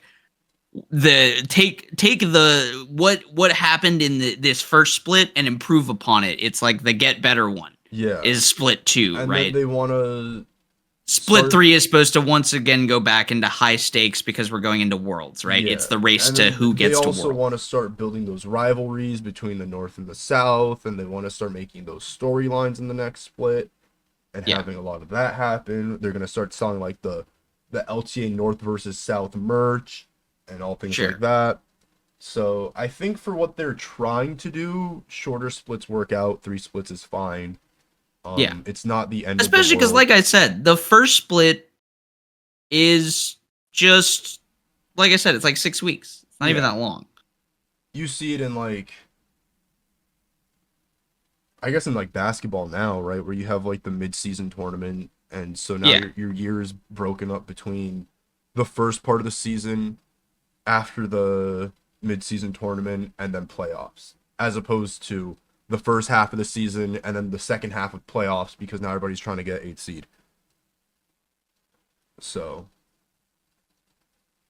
right. I think it's fine. I think it works. I like what they're trying to do. Kind of. I'm not like a huge fan of it. It just seems like a lot. But at the same time, I like the fact that they're trying to build more of like, trying to construct something that's more region based as opposed to teams, which I think is pretty cool, because now that the 2 regions are combined, right, instead of just being like, well, I only care about LTA North because I live in Canada. I don't live in Canada. I'm not going to watch any LTA South because I don't care about Brazilian teams.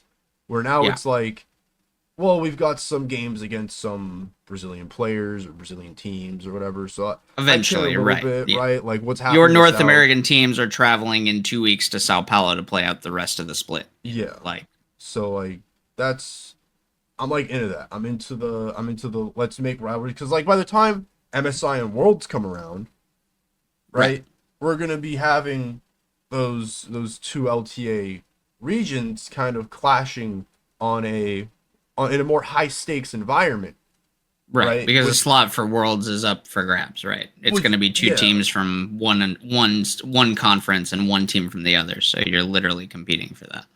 So I'm into that, because I'm trying to see the South teams. I don't know the South teams, but like imagine you're a Liquid fan, right? And then some stuff happens during this split and the next split before MSI, where them and like Leviathan get some crazy rivalry going, right? Like there's a storyline there. So now you like, as a Liquid fan, you kind of care about how well Leviathan is performing. You care about their players. You care about like what's going to happen leading up to MSI, and they play each other at MSI, and it's this big deal for you because you follow the storyline because they had that exchange, right? And I think that's super cool, and I think it's something, and because it's part of the same like circuit, the LTA like league, right?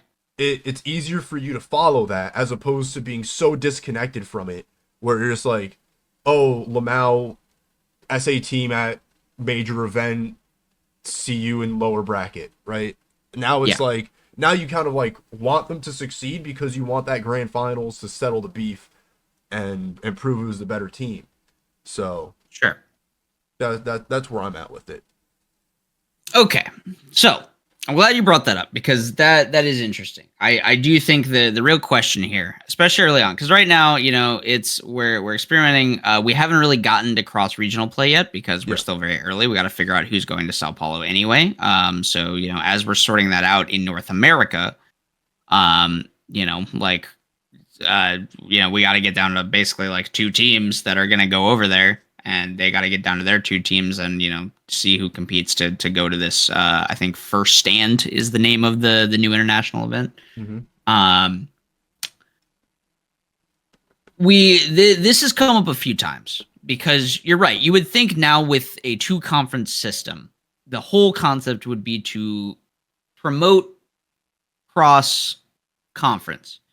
That's kind of the thing that was in the kickoff video. If you watch that, right, there's this implied like cultural exchange or, you know, exchange of like north south, this whole thing, right?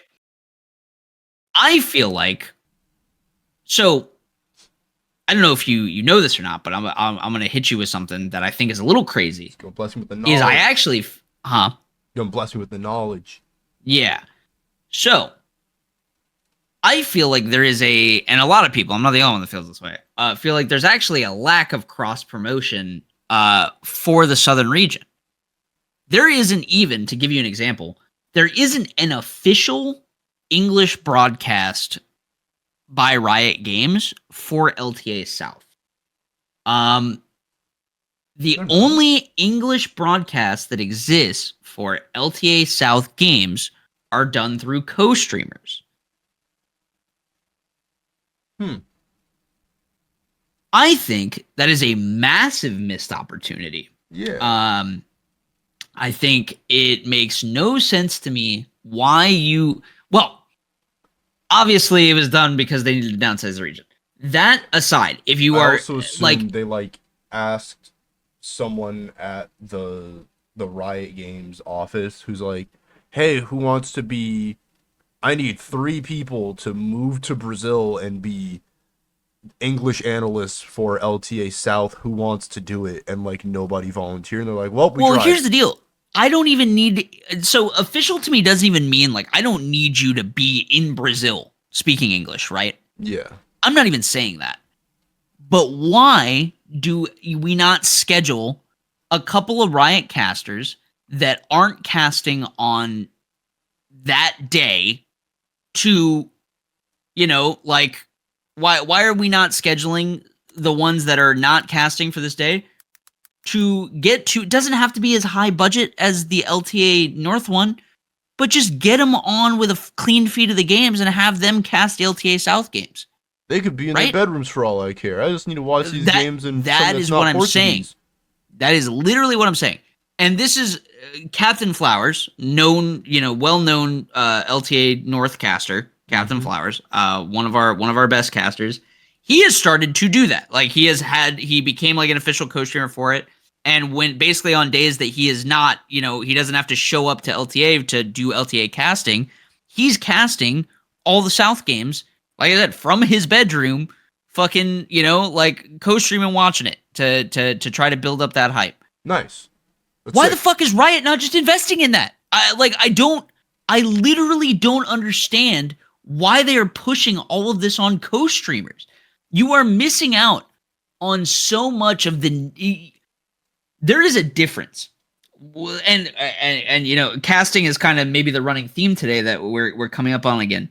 I am a firm believer in like casting and things can make a massive difference on how things are presented to you. Yes. When you are officially pushing a group of casters, you are pushing like a vibe, a narrative, like all of this stuff, a personality, not just them, but for your thing, your league, your game, all of this shit. Even though the B stream for Apex Legends is the B stream, right? Like that's what they're called. They are brought on site by EA to every LAN. They are given their feed Those guys by are in EA Japan right every now. LAN, huh? Those guys are in Yeah. Japan right now. And they are so committed to their craft, so they couldn't be in Japan until like a set date because of like work visa type shit. You know how that Yeah. works. You can't be in Japan until X time, whatever. You can't just show up. But they to were like, places. we don't want to show up 2 days early and be jet lagged and shit. So they flew to Korea and were in Korea for like a week, like watching the international scrims and the boot camp stuff, so they could get acclimatized before coming to Japan. Put in the hours, man. That's dedication. Those, That's the love like I of the said, game those right there. those guys, EA recognizes that and they give them a place on site. They said, yes, Nicewig, Greek, here is your spot in Japan. You're right next to the stage. Here are your monitors. Here is your fucking computers. We'll set you up with like your own assistant to help with production. They don't have the full 20-man team, you know? They're not given 17 observers. They are their 2 observers. They have their 2 computers, and they got 1 guy that they go to for tech shit. Mm-hmm. Sure, it's a tight-knit ship, but it's still provided by EA, and it's got their sign-off on it. It's official. And that, to me, is a big deal. Yeah. That matters. Yeah. It as much shit as EA gets for being EA, right? Anti-consumer, this, that, and the other. Listen, man, that esports division definitely cares about the scene, because there's some TLC happening there that you don't see in a lot of other leagues, and I still hate them, but I'll give them their flowers on this one. That's good on them, and it's good for not just themselves, but it's good for their community. And like I said, it creates multiple ways to enjoy the esport, right? Mm-hmm. You can go to the official broadcast and you can watch, and they've got some good official broadcasters. No shade to the official broadcast and shit. It's like obviously they got to be a little more suit and tie. They can't talk about like people getting their backs blown out and shit, like on official broadcast. Yeah, but like those guys are good. I think a lot of them do great. I think Rain Day is a fantastic host. He hosts a lot. Live. One of my favorite things of the B stream, because I looked over at it and they're in the game lobby. So one of my favorite things is Nicewig and Greek have the lobby up so you can see the lobby chat between games. And Nocturnal just posted in the lobby chat, "Hey EXO, can we not ruin both our games next time? TY." So I love a good I love a good in between banter. lobby banter between the teams that you cannot see on the official broadcast because they type heinous things to each other. But like a lot of, yeah, like, those my point streams, is you get to see the they player are all chat. facilitating both views, right? Yeah. Like they are giving they have acknowledged that there's a want for this more personality, like little the only word I keep coming back to is like punky, grimier, pirate radio-y version of the cast, right? A little more down to earth, a little more spitting in the Discord type shit. They acknowledge that there is a want for that, and they are fulfilling it by getting these guys on site ready to go. Acknowledging their love of the game, their hours that they put in, and the audience that they have cultivated, not just for themselves, but for Apex Legends Esports. Yes. That's awesome. That's great. Amazing. Love to see it. Why on Riot Games' end, a company that is probably from an esports perspective, I mean, we know they get just more make viewers than Apex esports. Legends. It's That's all not even they a do. question. It's their that's only not 2 even games. a fucking question. That is literally not even a question. They get both Valorant and League of Legends isolated, absolutely do more numbers than Apex Legends does. I'll get you year over year on esports charts. There's no way they don't. I've seen Apex Legends land peaks. I believe, like, I don't even know if they do like 6 figures. Definitely not concurrent. Which, like, I don't know. I don't think you need to do that to be successful. But my point is, right. ALGS, peak views currently 182,643. actually way higher than I thought. It was 150 was what I was thinking in my head. It's not too far off. Yeah. Let's see. League of Legends Worlds definitely does more than that, though. has like a 100%. bunch of like little events going on right now. But LCK kickoff 2025 is actually embarrassing. 24,000. Well, so in isolated, yes, I actually don't think it's that. But I'm talking about like Worlds and shit. If we're talking about like international to international comparison, because sure, I can tell you ALGS like finals doesn't do that. They do like 10K. But if we're talking international to international, Worlds is doing hundreds of thousands of viewers. It's not even a question. Like Last year's Worlds got a peak of 6.8 million viewers. Yeah, exactly. Exactly. That is my point. 6.8 to a peak of 150,000. Why? Obviously, you can take a co-streamer, you can cut him a fucking clean feed, and you call it a day, and you say, I like Sneaky, I like Meteos, I like Double Lift, I like their little TriCast thing. Yeah.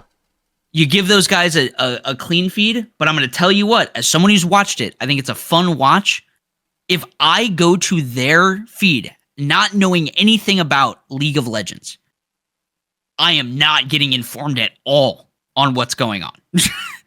You get what I'm saying? Like, Right. they're cracking jokes, talking about dick and ass and balls and shit. And, when a player makes a mistake, they make a funny joke about, like, they have some top player insight, right? Like, those guys occasionally drop it on. But Yeah. I can't tune into those streams as a new viewer with no knowledge of League of Legends and feel like I'm actually learning about the scene or the game. It's such a skewed view as to where a Nice Wig and Greek, I think partially because they know what they're doing and partially because EA is supporting them, you actually do get a holistic view of Apex Legends when you watch the B stream. Yeah, they could break it down a little easier for people. And it's like they have the resources too, right? Like you're still, it doesn't feel as like out of place. With Purge, and sure, Purge is super knowledgeable on the game, and if he were to cast the game normally, right, a new player wouldn't understand it. But him doing the newbie stream, like Valve introducing the newbie stream for people new to Dota to watch, and then have them break down what happened, like during the $6 million Echo Slam. Right, everybody freaked out, and then immediately, like if you watch the newbie stream for it, they freaked out. They're like, "This is insane," and then they started breaking down what happened in that fight and why it was so insane. No, I mean that stuff's important. To go even further than that, to give you like an example, and this is like once again, like I said, we're going to talk a lot about casting here, so the Nice Wig and Greek thing are going to come up because I do think they're aces in this, and they sell my point.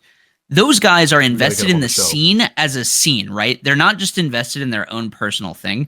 So a big thing that they like to do is, and they talked about this before when they started the B stream, is when they really started taking it seriously and like, we're like, we want to do this. They made the executive decision because Greek basically came to Wig and was like, hey man, if we're going to do this, why don't we do it for every region we can? Because I know, you and I both know, when we go to LAN and we see this EMEA team, this APAC South team, you and I both are like, they're here, so obviously they got to be good, but we don't know shit about them. Yeah. Why don't we try to fix that? If we're going to do this full time, why don't we watch every region? Figure out who these players are from every single region, every team we can, so that when LAN comes down, we know what's going on across all of these teams. Yeah. And they do that. And that's their dedication to this art form, if you will, and like their craft coming through. Going back to the co-streams that Riot puts on, which are a nice way of an alternative form of viewing, Double Lift, Sneaky, and Meteos are not, and I'm not saying they should be, I'm not saying they have to be, but the facts are they are not invested in selling you the story of the league. They're there to watch the game and comment on the game at hand. They're not here to tell you about the ongoing rivalries, the development of player X, Y. They're here to crack their jokes, have a good stream, be good stream content, move on. That, and if we're missing that, if we're missing the storytelling aspect of this stuff, how can we, like, that's what you need to cross-pollinate. That's what you need to promote interregional rivalry. You need a tailored message of people who are willing to get down and find these stories and cultivate them. That's your official broadcast. That's the point. So when you leave the entirety of LTA South promotion to co-streamers, I am not going to be sold on a single story going on there because it's all going to be the same shit. Like, you know what I'm saying? It's just going to be that guy, whoever's doing it, stream content for the day. Yeah. I can't get invested in a league like that. It's mind-boggling to me. It's actually mind-boggling to me. Because, like, it's just not... I just don't feel like it works. I feel like it doesn't work. If you're not going to get someone to try to tell the South region story to the North in a real way, in an invested way, I just don't see how you can ever get anyone to care. Outside of them, like, beating us at international. And unfortunately, I feel like we're just a few years away from that, straight up. Like, I don't even think that's a real possibility in the near future. It's definitely difficult to replicate and to kind of like sustain that, you know? It's just like I don't because yeah, like I don't know. it you either get like too professional, right? And then everything seems more uptight, and then like the community stuff, right? Like we talked about fighting games, right? Imagine you went to a fighting game event, you signed up for a weekly, right? Yeah. And you had to keep perfect posture. There was like actual etiquette for playing, right? You couldn't show up to the event in shorts and sandals that you normally could to like a weekly or something like that. You had to show up in a uniform, right? You had to wear, if you're a sponsor, like if you put a sponsor on it, you have to wear their merch or whatever. Like you can't just put down a random sponsor or whatever, right? Yeah. Like the regulation, that would kind of turn a lot of people off from going, right? Because it's just extra work for them, and it kind of like waters down the community. Like people don't want to run friendlies because then it's like, oh well, I have to run friendlies, but I have to like keep this level of like player etiquette to like a standard where, you know, fighting games just like were never like that. It's like running it's like running a tier 1 event for fighting games like that. Yeah. Like Evo, right? And then having it be this like suit and tie event, and that would I just don't think it works. I think the community, like we're gamers, right? We're not you know, meeting the Queen of England. Okay, Right. I get that, but I'm saying I don't need the LTA South stream to be like LTA North Part 2, right? I don't need the analyst desk. Right. But I do think you as Riot Games, I do think you have an obligation to at least choose a couple people. And like I said, if it's out of somebody's bedroom, I don't give a fuck. That's fine. That's but fine. you Not everything should be needs to picking that. people to point to your audience and go, do you want to learn about LTA South and follow what's going on there? You should go here specifically. This is who we, Riot Games Esports, point to as the English broadcast's representative. I also feel like there needs to be a bit more advertising to get North American viewers to care about LTA South. Yeah, Right, I mean, they're not doing that either. But that's my like, point. They're not doing anything. Yeah, they're not even, like I said, they're not even, the most they've done is like, they'll give like fucking co-streamers a cast. But like I said, co-streamers aren't selling your narrative. They're not. Yeah. Like, they're clocking in for a day of stream content. Right. And then They're not trying to sell the narrative of the league. Like, they're trying and to, that's they're trying to where we're lacking. They're trying to read the teleprompter, put on a Riot Games jacket at riotgames.com, and talk about League of Legends and the game that just happened, and then go home. Like I said, they're not even trying to do that. Like I said, it's literally like if you watch the tripod stream, which like I said, I like the Sneaky Meteos double lift tripod stream. It's fun, but like they're not trying to push a Riot agenda. Not that they, once again, not that they should, because that's not their job. Like they're just official co-streamers. Like Riot said, you can do this. It's not their job to push the Riot narrative. But like they're just talking about fingers and assholes half the time. Legit, that's not even a joke. Like this, you know, like that's what they do. That's their thing. That is not going to sell me. I have no clue. Teton could be getting a fucking pentakill, and it's just double if talking about how he's fucking them in their ass. Like, There's that doesn't give me any knowledge about the LTA South. Like, there's no analysis happening. This guy doesn't know about the players. This guy doesn't know about the teams. He just knows about League of Legends. And because he doesn't know about these players, he doesn't know about their habits, he doesn't know about any of that. He's just gonna talk about the game and then make at face value. Yeah, and then make some silly joke to be like because you gotta be stream content. Yeah. You know? And that's my thing is I think that is fine and they should have co-streamers and all that is great.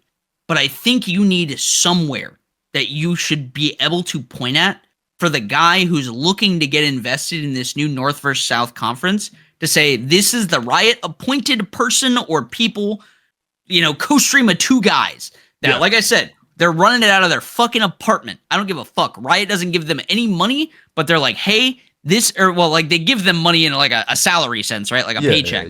But like they're not giving them a studio or anything like that, but they're saying, hey, you're on payroll help or anything like that. And your job is to get invested in this league and tell people about this league. You can't tell me that someone's not willing to do that. There's a whole tier 2 scene of casters that basically get half the work they used to because you gutted your tier 2 scene. Someone there is probably willing to take up this mantle for you. I'm not good enough at the game to talk about it, but I know how to talk about people. I could talk about the league. That's what I'm saying, and it's to me it is such a massive shortcoming. Game, you know, I can understand that. It's just it's such a massive shortcoming, in my opinion. Especially when, like I said, you're trying to pitch people on this North versus South rivalry. It's not a rivalry if I don't give a fuck about the entire South Conference, and nothing you're doing is promoting me to invest any amount. And then, like, sure, waiting for like a split where you have a plan to do that is like fine, but it's also not because the league started and I don't care. I don't. Like I said, my teams are going to be flying to Sao Paulo to play in 2 weeks. Just about 2 weeks, 3 weeks. Ask me a single South Conference team or what's been going on there right now. Could tell you. I don't know. I have no clue. And it's like you want to build the rivalries, you want to do that, but you're not giving us the resources to care about them. Sure. No, straight up. Sure, somebody on crew might be crazy and dog walk the entire Northern Conference, and they're gonna fly back. And guess what? I'm not gonna care about it. It's just like, it was 3 games. Who cares? I'll see him at MSI. I'll see him at Worlds. Good for them. Like, that's the extent of where it goes to. It's not, oh man, I'm real scared about these loud games, man. I'm real scared about Leviathan. I'm real like, it's not like I'm like worried about these. Like there's like actual like discourse between these teams. It's like they're gonna show up, they might win, they might lose, then they'll fly back, and then they'll just continue as business as usual. And it will sometimes get referenced on the analyst desk, and I'll be like, oh yeah, that did happen, and that's it. That's the extent of where it goes. There's no deeper like, we need the run back. There's no deeper, oh, they played like this, and it's so interesting to see that this is really popular down there, and this is how they've developed their own meta. Like, there's none of that. Mm-hmm. There's none of that. It's just, it's League of Legends. You guys know how League of Legends works up here. Then we're going to play that League of Legends down there. And then we're going to see how they play League of Legends down there. And then we're going to come back to play League of Legends like how we normally play League of Legends up here. Until Worlds. No, I mean, you're right. Like I said, League of Legends like Koreans. And then that's it. Yeah. And that's it. That's the circuit. That's what you've created. Yeah. I don't know. I just think it's a huge missed opportunity. Yeah. And like I said, I think there are ways, like, it's difficult. Like, I'm not going to pretend it's easy to form, like, a thing. But, like, I don't know. There's, like, I'm not even against, there's an old story that I bring up. And we're going to get a little, like, whimsical and, like, artsy about this. But, it was, and, you know, obviously different place, different time. It was winter break. I was in, you know, like winter break. I was off of school, that kind of shit. Mm-hmm. And a friend of mine texts me at like late as fuck. Like it's like probably like, I'm not kidding, 2:30 in the morning type shit. Yeah. And it's just a Twitch link. And he's like, brother, you have to go to this link right now. Like, you got to watch this. I click the link. There's a Third Strike tournament happening. It's in Japan. Not an English broadcast. It's a Japanese broadcast. It's just Japanese Third Strike tournament. I come to find out right afterwards that without realizing it, I had just tuned into Co-op Cup for the first time. For those who don't know, it's a really big Third Strike event that Japan does every year. That's a team tournament for Third Strike specifically. Yeah. Huge event, really cool. And he had texted me the link to this Twitch, and I watched it for hours, like just in my bed on my phone at like 3 a.m. And I'm just watching this Japanese only Third Strike tournament. Like I said, no English broadcast, no English audio, like nothing. The commentators are Japanese, and I'm just watching Third Strike, and it's sick. And there's something crazy about it, and it felt, like I said, the easiest thing I could say is it felt like a cultural experience, like an exchange. Like I was peering into a culture that I had never seen before. Co-op Cup now, with kind of the modernization of FGC, I guess, has gotten to the point where there is, and granted through the help of like Majin Obama and Giuna, who are, English guys who have been in Japan a long time, literally lived out there for years and are a part of that scene, and have through, working within that scene, created things like English broadcasts for Co-op Cup. So that stuff exists now, and you can like watch it through that lens. Anime Illuminati, baby. But yeah, exactly. Giuna, Anime Illuminati, Majin Obama, the people who put on Tadakai Tuesday, which is, we talked about earlier, is being nominated as one of the best locals, right? And a fantastic local from what I've heard. So yeah, like those guys, created English broadcasts for shit like Co-op Cup, to basically to try to get it out to the wider speaking English audience, right? Like that's why they did that. Is they're like, this event is fucking sick and more people should see it. And if we got to put in the, no one's getting paid for Co-op Cup outside of, that's volunteer shit, baby. Like I said, that's that's love of the game type shit. They're putting up the English broadcast because they're like, we think this event's fucking dope and we want people to see it, but yeah, so it's like, there's something to be said about the cultural experience of even just like sitting there and watching, like I said, a fully a broadcast in another language that I'm just seeing happen before my eyes. There was something like magical and interesting about that. And like I said, a lot of it I think is place and time. I'm younger, I'm not in school, it's late night, I'm in my bed. Like, I don't know. There's definitely something there to the vibe of it all. But my point is, I don't like that magic is like something that I think is very rare to capture, and we can't actually rely on it. We can't rely on me turning on a fucking South Conference League of Legends game with South American casters and just being like, well, I'm fucking in. Like, I think the charm of like a Co-op Cup is it's old game in like, there's a lot going there. And that doesn't work for everything, especially not something that is like as well established as like a League of Legends for me. Because I know the game. So you need to put in that extra effort is the point. Like you need to have someone to sell that league's narrative, to tell me what is happening and why I should care. Yeah, I don't know. I just think it's fucked up that they're not doing that, even though we have a 2-conference league, I agree, man. I think it's criminal. It was very exciting when they first announced it because South America and all of their subsequent leagues, LLA, CB LOL, all that. Yeah, LLA and CB LOL. Was very underserviced as on the global stage, right? Yeah. And it wasn't until like Worlds last year when literally they had their CB breakout LOL split when team, their league was literally being, when a CB LOL consolidated. team comes out and makes a run plays T1. I mean, gets dog walked, but still like plays T1. That was like a huge moment for them. They beat 100 Thieves. They beat 100 Thieves. Like Shall never let 100 Thieves live down. But yes, they beat 100 Thieves. That's why they got rid of that team. No, they're still there. They're still there. I mean, 100 Thieves. No, I know exactly. You know You're right. This just goes back to my point. Yeah. But it wasn't until like any of that when everybody started like caring about South American League, and then sure they care about it now, and now they have ease of access to it, but they don't want to put in the resources. They're not.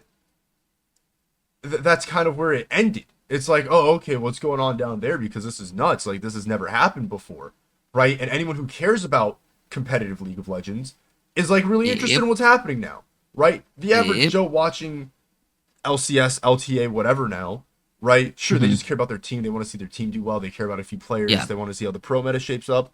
Sure. Yeah.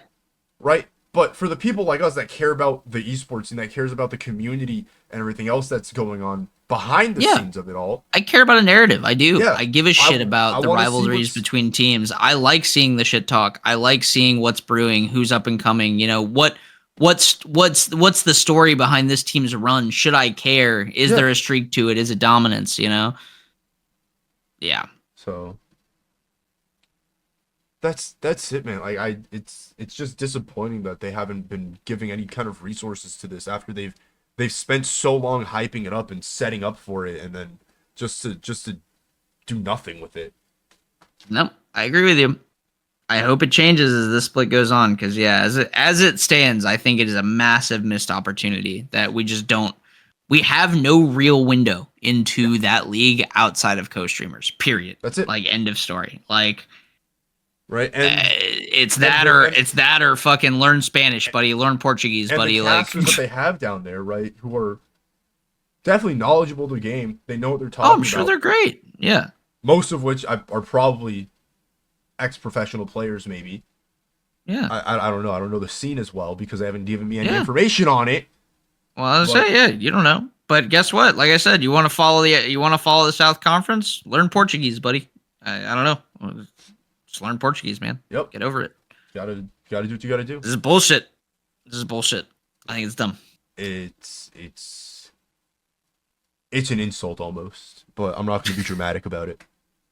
No, I kind of agree with you. Speaking of insults, last thing. Let's talk a little bit about the balance of the season. Ooh, buddy. Because there are a couple topics that have come up. Oh yeah. And we can run through them that I'm curious on your input on. So obviously, big seasonal rework, right? For this pro scene. Yep. We got feats of strength. You've got Otacon. You know, all the other, little balance changes, but the big ones. I really just want to focus on the big ones here. Yeah. Roses. I want to focus on this stuff because these are the things that are being talked about the most in our pro play meta, right? Sure. You got Otacon. You've got feats of strength. Uh-huh. Let's tackle things one by one. Let's start with feats, right? Okay. What are your thoughts on feats so far, given what you have played, shit like that? How do you feel about the feats of strength? So looking at the numbers here, because playing, I'm not good at the game. I don't play in a space where people are good at the game. So feats just kind of feel like if they happen, they happen. It doesn't really matter, right? Interesting. Okay. That's where my well, no. Why I'm interested is because there was an outcry. I don't know if you've maybe noticed this with the whole thing where basically everyone's just like the fucking tier 3 brutes are broken. If the one team gets feats of strength, insta FF. Okay, yeah. That. Because give me this. Sure, the tier 3 boots, I'm like, oh, okay, I can't buy them, and with the buffs they give, sometimes some fights feel pretty bad, right? From a numbers standpoint, though, because I do my due diligence sometimes, and I look at what's happening. I look at percentages and stuff like that, and I'm no mathematician, but what is it? There's an additional. It's like a 20% increase in games where a team had feats of strength winning the game as opposed to if they didn't have it, right? And so It's like your chances of winning that game go up about 20%. Or something like that. Yeah, I'm no mathematician. Well, But- here I've got a full breakdown because this is interesting. Because Yeah. you're right. There was a community outcry where everyone's like, if a team wins, fucking It was a direct Yeah. correlation between boots yeah. and winning. It was and then the people were just like, winning of the if items, feats the of strength, boots yeah, were- feats of strength, fucking, they get feats of strength, they get boots, game over, yada yada. Boots are insane. Boots are insane. Whole community's like, nerf this, nerf that. Yeah. So basically, Riot Froxon, one of the devs, obviously, Yes. came out and was talking about. This was 2 days into the season. With 2 full days of data, he wanted to give an update on what was being seen in ranked. And so the interesting thing is, so he's comparing basically the last season, 14.24, to season 1 now. So like season, because, you know, naming convention fucking change, which is still stupid, not important. So last season to this season, the first blood win rate. Last season, 57. And this is so recently, for those who don't know, they actually nerfed first blood feat to where before, if you got first blood, your team instantly got one of the steps to feats of strength, right? Yep. Now they've changed it. It's the first team to get 3 kills. So it's not just first blood anymore. They actually nerfed that, which probably fine. I'm here or there in that. But this was before that nerf even. Season 14, first blood win rate, 57.6%. Now we're going to play a little mini game here. Do you think the first blood win rate for this season is higher? Or so if you get first blood, your team wins the game. Do you think it's higher or lower than last season's 57.6%? I want to pick option C and say it's kind of a lateral move. I think that sure, you got the feat of strength earlier, but if you're getting first blood, you're already getting ahead, so getting the other 2 kills is easier, and therefore. Well, this is, like I said, this is from 2 days in, so this is basically like we're talking about data from when that feat literally was get first blood, have 1 step in your feats of strength. Yeah. Yeah. Well, I'm just Okay. saying, like, the time. Yeah. The only difference would be like the time it takes to get that first pip, but I think Yes. the effectiveness of it has remained the same. You're basically correct. First blood win rates in season 1 were 57.5%, down slightly. Game time, 10, 50, and 90th percentiles. You would have in season 1, you had 20.7 minutes, 30.2 minutes, and 39.6 minutes. Mm-hmm. Season 1, basically the same. 20.5, 29.6, 38.9. Down less than a minute in most cases. Sometimes slightly a minute on the 90th and 50th percentiles. Yeah. First turret win rate for last season, 70.4% win rate. This season, 70.8% win rate. This is with feats of strength. Yeah, we're dealing Feats with of strength fractions. win rate. So this is for teams who get all the feats and basically, you know, they complete their feats first, they get access to the tier 3 boots. 74.1% win rate. Otacon win rate, 78.9%. So if you get Otacon, you know, you win 78.9% of the time. Baron win rate compared last season to this season, 82.5, 82.6. So, Yeah. what does this data tell us? For those who are like, okay, well, you just spit a bunch of numbers at me. What the fuck does that mean? Hey, I'm going to let you guys in on a secret. It's got nothing to do with the tier 3 boots. It's almost like the team that's getting objectives wins the game. Yeah. Like, I remember. Crazy fucking concept. I remember seeing a clip where it was like, everybody in pubs is like freaking out about this, and then pro players are just like, it's just, you're just doing objectives. Like, the game hasn't changed. Nothing about the all game that has has changed. happened is literally it's a perception game. Yeah. The game is now announcing in your face that you're losing objectives. Listen. And I've it's told- the mental downfall is actually worse than what's actually nothing has changed. I've They told my they friends, said it themselves I will in feed this for tweet. a tower 100% of the time if it means I get that tower. If I can progress down my lane, I will feed for a tower every single time, because prancing around the map, not doing anything, trying to save my ass isn't going to get me closer to that Nexus. That's all I'm saying.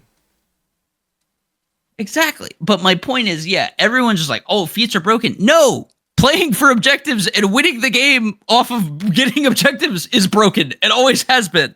It's just now there's a new metric that is showing you how much you're being beaten out in objectives or not. Yeah. That is like literally all that has changed. Yeah. Like They even said, because people were like, oh, are you nerf tier 3 boots? Dude, tier 3 boots suck ass from a gold value perspective. Yeah. So you have pro players talking about how they'll buy 2 longswords before they'll upgrade their tier 3 boots because they don't give a shit about 5 move speed you for buy 400 gold. Is it 400 or 700? Or yeah, you're right. I thought it was 700. Yeah, I think you're right. I think it's more. Yeah. 700 gold to get 5% extra move speed and a minuscule buff to a stat. When I could buy a full item, right? It'll cost me more. It'll have an extra passive or maybe an act. Like I can get Ginsu's. Or sorry, not Ginsu's. I can get Yomu's. Right? That will give me a movement speed buff. And it'll also give me better stats.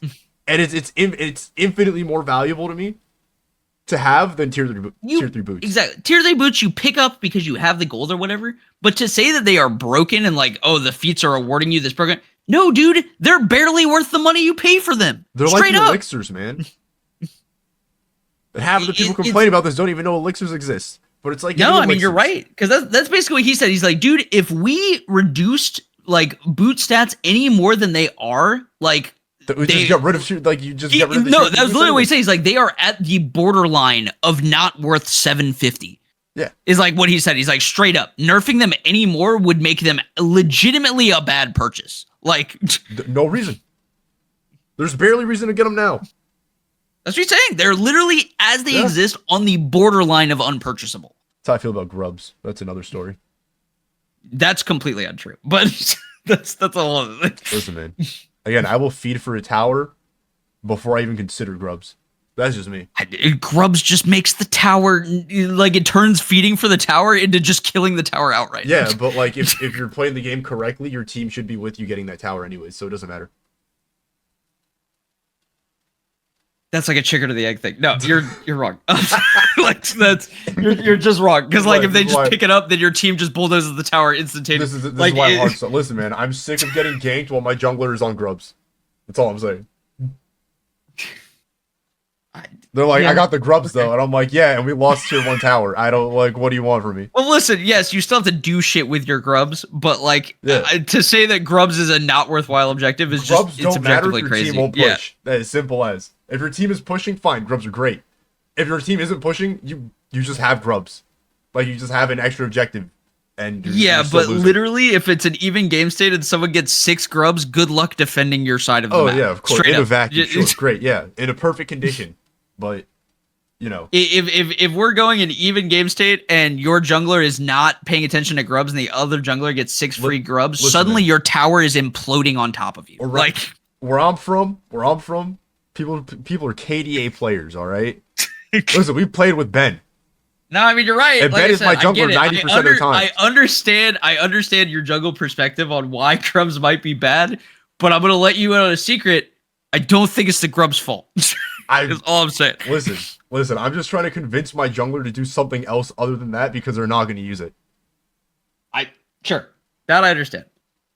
But, yeah, so one, I thought it was very funny to watch this blow up over this tier 3 boots and this feats of strength stuff. Yeah. When the reality is there wasn't actually that much of a change in the game there. It just made how badly you are losing objectives more apparent, so people are freaking out about it. Yeah. Because literally, like I said, nothing has changed. If you lose objectives and the other team takes objectives, they win the game. Holy shit. That's how the game's always Grand revelation. That's it. That's how it's always been. What's that picture of the astronaut with the gun pointing always to his head? Was. Yeah. It's like instead of the Earth, it's like a nexus. And then they're like, wait, I have to get towers to win the game? Always been. Always had to. Yeah. No, yeah, it's literally you're talking about like it's an astronaut staring at the exploding nexus with no buffs, and the astronaut behind him with the gun has 4 drags, a Baron, and every tower, and he's just like, "You're telling me I can't win the game without objectives?" It's just never could. So someone make that. First person to make that and send it to us on Twitter gets a shout out on the show. First shout out. There you go. First shout out ever on the show. Make it. First shout out. I will put up a picture. I will do a bit more than the bare minimum of editing, and I will flash a picture of your profile picture and your on the screen at the time that we mention your name. That's W shit. Yeah, you will be our above and beyond. You will be a sponsor. For you, the astronaut guy. For you, the astronaut. Yep. But yeah, so I thought that was interesting. But moving on from that, after we have dispelled the rumor that the populace is bad, yes. And doesn't understand how their game works. Yes, I am the populace. I do want to talk about Otacon, because Otacon to me is rather interesting. Otacon's fun. So in pro play, I think he's interesting. I think he's very fun in like a solo queue setting. He's become very interesting in pro play, because I don't know if you know this. I got some stats here to throw at you.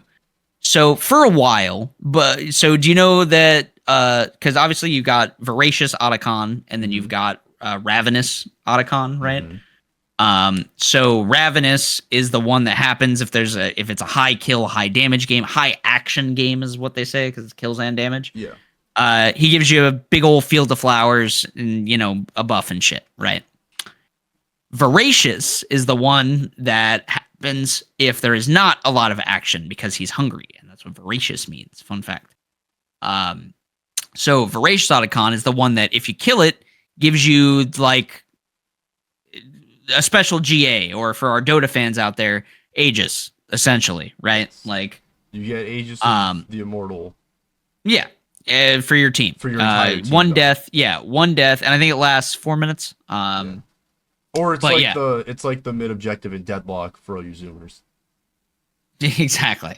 Yeah. I mean, you're right. Yeah, pretty much. So basically for 4 minutes, you have this thing where if you die, you just instantly respawn back at your base. Within a few seconds. It's not like instant, but it's basically instant. It's like 3 seconds. It's actually worse than Aegis. Yeah, it's slightly worse than Aegis. Yeah. Here's a question I have to ask you, because I actually brought this up because I'm interested in some Aegis comparisons. So, if you didn't know before, so Otacon's GA used to be like, if they killed you with the Otacon GA, you went back to the base, they did not get gold, and they not get XP for the kill. Mm-hmm. This has been nerfed to where now, if you kill them with the Otacon GA, they are given half XP and 200 gold.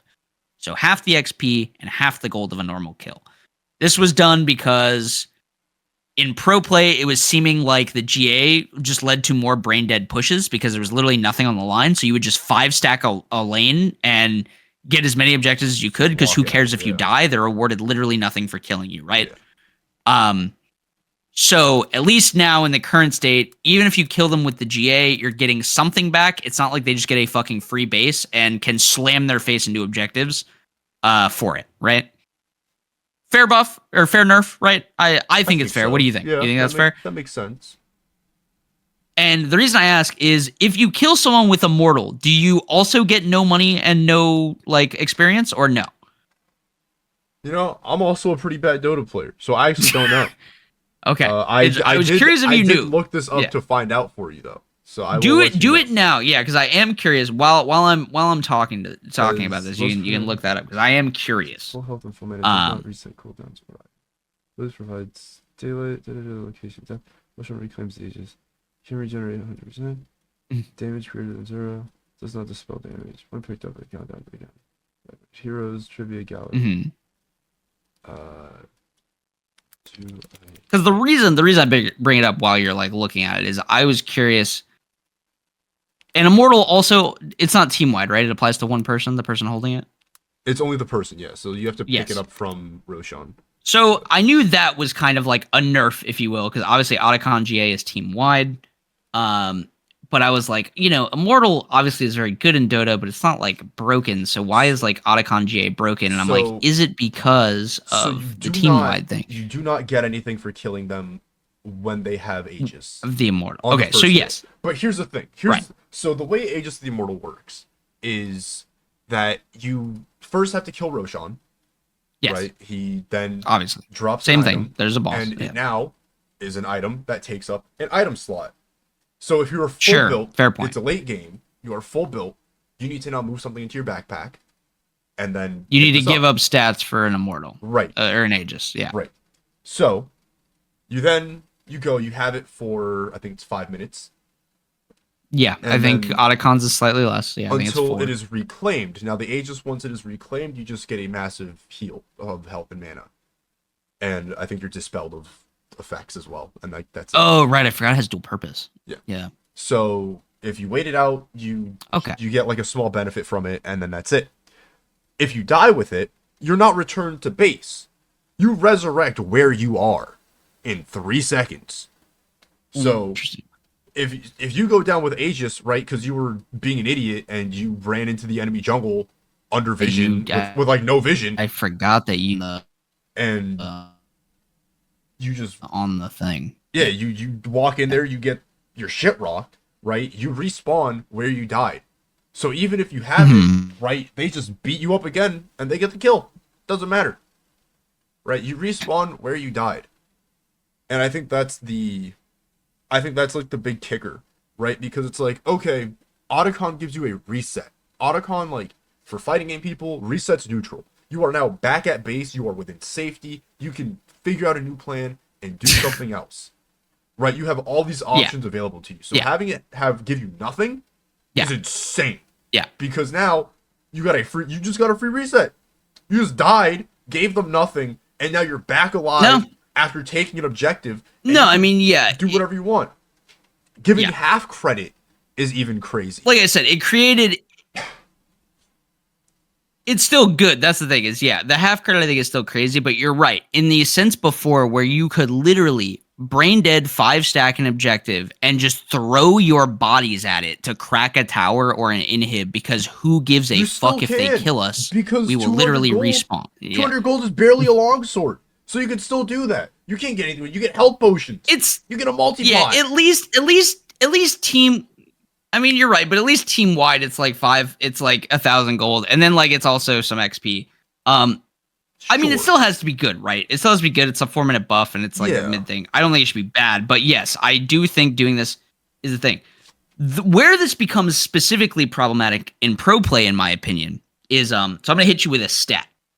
So across the first week of play across all 5 regions, all of them, every region that is in League of Legends esports right now, across all 5, how many times do you think we got Ravenous Otacon versus Voracious Otacon in the first set of games, the first weekend of games?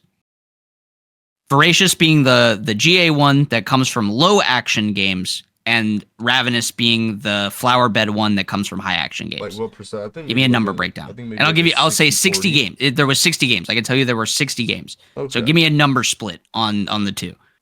I think out of like 20 games, you got the GA one. I don't think so you think 20 games GA one, 40 games flower bed high action one. Actually, no, sorry. You get the GA1 all the time because it's pro play. Nobody's fighting. Everybody's just farming for like 30 minutes, and then there's like a big fight mid, and then that just decides who wins the game. It's pro play, and that's just how pro play works. That's across any game. So what do you think the number breakdown is knowing that? So, no, flip it around. I think they only like didn't get it 20 times, and I think they got it every other time after that. So, the actual statistic, legitimately, in 60 games, we got Voracious, GA, low action Otacon 60 out of 60 times. Yeah, no, that's like insanity. I mean, to be fair, like in pro play, the Ravenous one almost never appears. Yeah, you give them a free res. You're like, there's no stakes to fighting. Right. That's the thing. Is they are, and like people like the flower bed one is good. Like, don't even get me wrong. I think pros agree that like if you get there, it's good. I think it should be flipped. Honestly. But yeah, the problem is you're right. Pro games are inherently like lower in like they're not like it's not gonna be a fucking 5-man people die in mid in the first 10-minute fiesta. That's just not how it works. No, even if they're aggressively trading, they're still not in this current meta trading enough to get to the point where we would have Ravenous. Pure damage alone. That's it. And like, these aren't no-kill games. Like, we're not all LCK. The bloodiest regions in the world, being South America and China, still were not getting anything besides Ravenous Otacon. The historically bloody regions were not hitting kill or damage amounts high enough to get a Ravenous Otacon. Yeah. And that, to me, is kind of the problem right now with Otacon and Pro Play, is Ravenous never appears. It is always fucking voracious, and there is always going to be the GA in play, the Otacon GA in play. Yeah.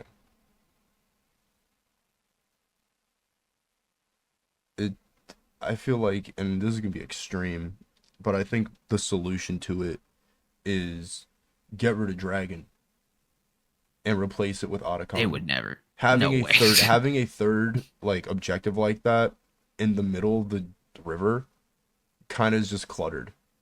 Like right next to the pits too. It's super. Here's the thing. I don't think it's great. My problem is if you're gonna replace Dragon with Otacon, I actually think you need to make Otacon way better. Yeah. I actually don't think it's good enough to replace a series of permanent buffs like for Dragons into Elder. Especially because Elder is supposed to be a game-ending buff, right? Elder is literally put into the game to be like, if your team gets it, you win the game type shit. Like a third Otacon that gives you the execute thing, right? It's Noxus, right? And then you kind of have 3 different Otacons that like he revives or something. Yeah, so you get revive Otacon, you get stat Otacon, right? And then like you get like a third you get revive Uber with, Otacon. like, minor stats, or you get like full stat no revive, right? So you have like a power boost or something like that. Like there's different ebbs and flows of the game. That way every team has access to it regardless of the outcome of laning phase, right? And then the game goes on too long, then you have like, I don't know what to call it, but kill these guys Otacon, where you get an execute and it's just Elder plus the stats. The Elder Dragon version of Otacon. Maybe it's a combination of Otacons where you have stats, an execute, and a revive or something like that, right? See, I think it's my assessment right now is you have a twofold problem. One, the impact threshold for pro play, basically it's right now in the current meta not high enough to get people, an actual Ravenous Otacon, right? Yeah. But on top of that, I also think it's a double problem so this isn't something you and I are going to run into in our games, being inherently low elo, right? But Otacon, literally, like, all of his moves, all of them, are very dodgeable.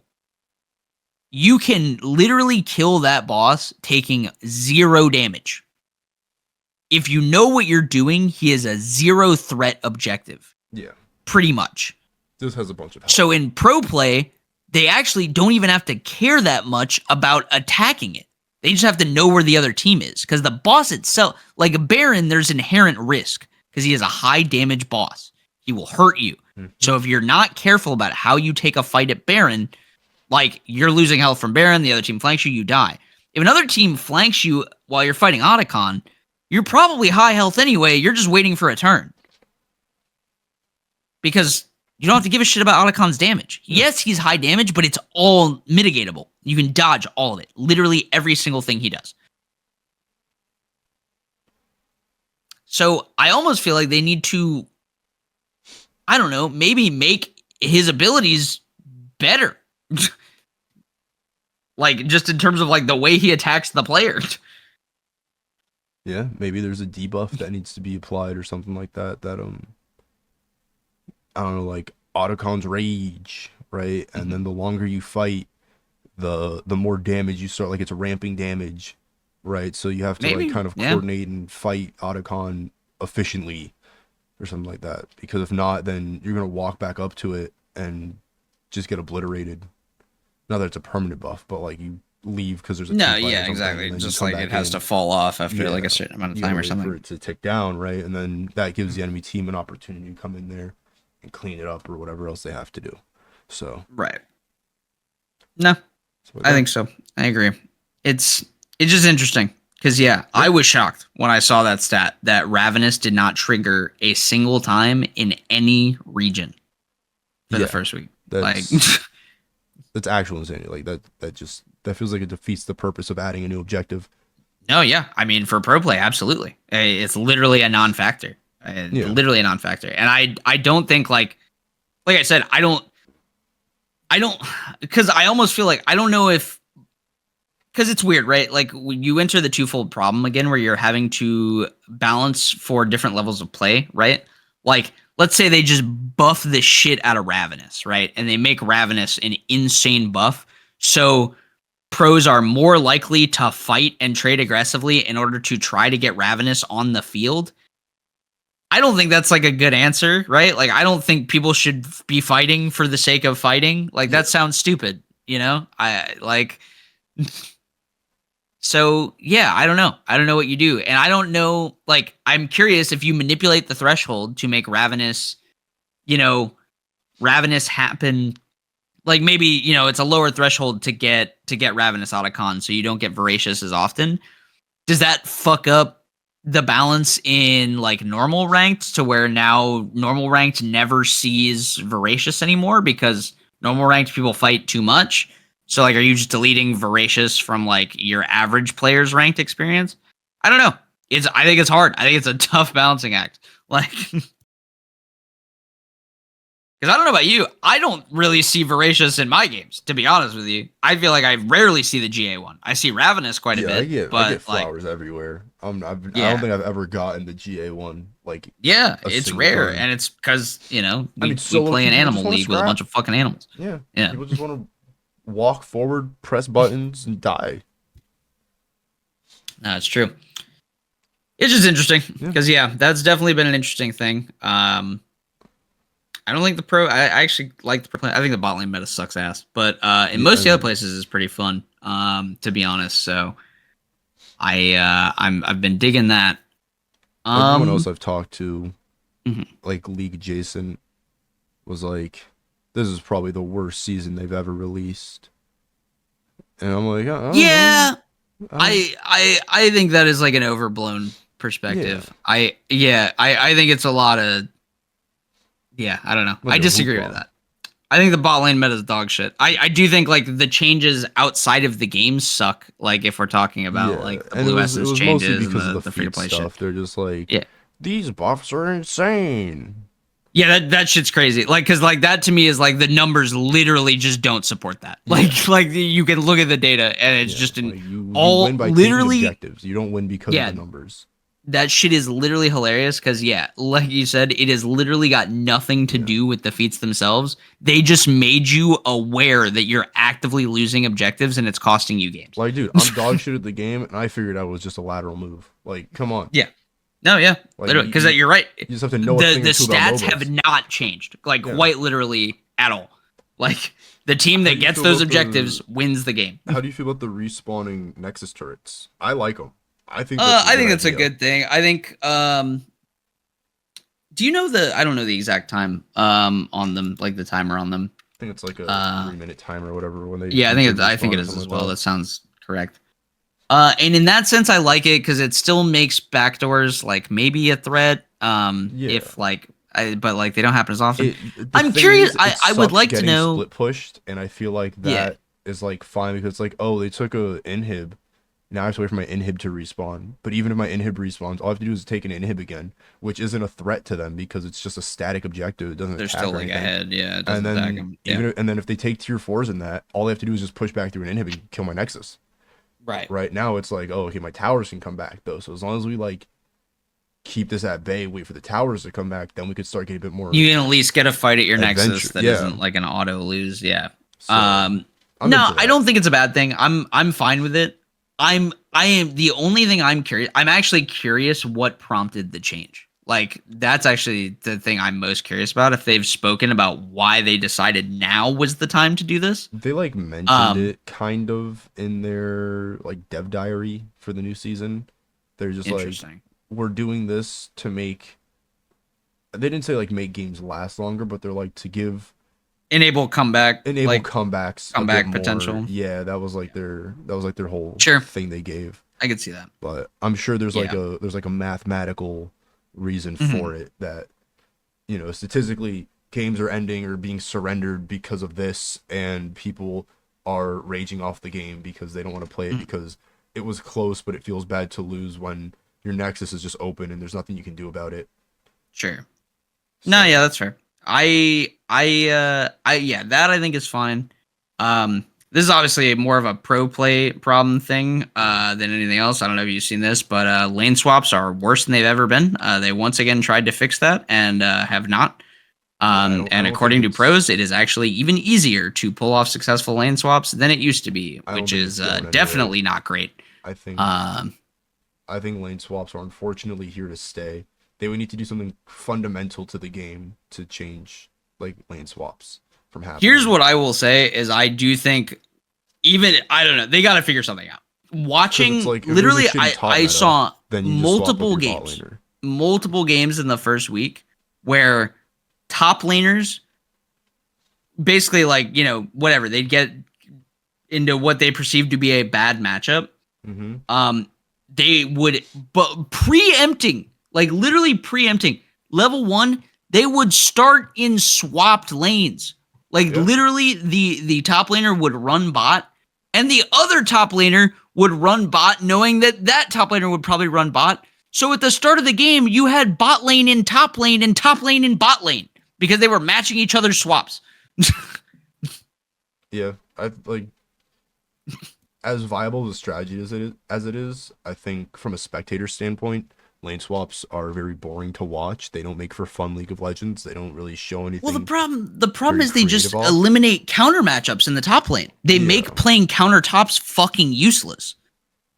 It kind of just invalidates like a whole part of the game, which is the pick and ban system that you Yeah. get, because it's like, well, just like, what does it even matter if you pick a counter pick? You're just gonna lane swap anyways. Just pick whatever. I was gonna say, I'm in a bad matchup top lane because I first picked Right. and they counter picked me. Well, I'm going bot. I don't give a fuck. especially I'm just gonna go especially bot. in like Fearless, when it's like, oh, okay, just pick whatever the fuck, because then like, you don't have to play it next game, and you can just play whatever yeah. else you want, right? Just, I don't know.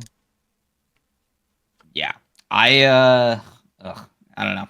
I want them out. I'm tired of seeing the top lane swaps, and I don't know how they can fix it. I don't know. I feel like maybe they were onto something with the tower heating up, damage ramping up. From what I've heard, the problem is the new waves, I guess, is like the issue. Where Do what Smite did. Smite, like the cannon being a wave back, it basically is now easier to set up like a 4-man dive top because of like minions dying. I don't know. I don't know the specifics, what but yeah. Smite did one of their seasons before like the Smite 2 announced, it was like maybe like 4 seasons or something like before that. It was a bit ago, but they introduced a like decaying like status, like a debuff if you enter the enemy jungle to try to combat invades. So what would happen is you would get like a damage debuff and a movement speed debuff if you entered the enemy jungle. And it was like invader sickness or something like that is what it was called. And so if you try to invade, it would take you longer to take the buff, and you're more susceptible to getting killed by the enemy jungler. So like, it just wasn't. So the idea would apply that to like a lane, like if you're a top laner in another lane. Yeah, like if you're not where your queued role is supposed to be, you have like a debuff for X amount of time, right? Because the debuff would eventually wear off like towards the mid game, so that you could go in and start proxying and you start poaching. actually traveling and You could start doing so. But it was like map movement. in order, because Smite was just so messy back before Smite 2, and it still is kind of messy, but they're figuring it out. Because this will be explained more in the next episode, but I'll run a quick little tangent so this makes a bit more sense now. The way damage in Smite 1 worked for the uninitiated was your character either did magic or physical. Therefore, you physically couldn't buy magic items on physical characters, vice versa, right? So because of that, you were locked into like a set build path, right? And you would always kind of tier up your items accordingly. And then the item system was a whole other can of worms that I'm not going to get into now. Yeah. invades and things like that. And I'm not a Smite professional, so part of this could be wrong, but from my experience in like pub games, Right. was the issue was with invades is because you start jungling with your laner, right? Because there's different buffs that you have to give to other people, this, that, and the other. Because you started with like 2 or 3 people in your jungle, just running to the other side, killing the enemy team because you had a better skirmishing team, and then taking their buffs would just put you so far ahead that it was almost impossible to come back. Because then the enemy jungler is like level 2, almost level 3. You get your ult at level 5 in that game. You just walk around their jungle and do whatever the fuck you wanted. So,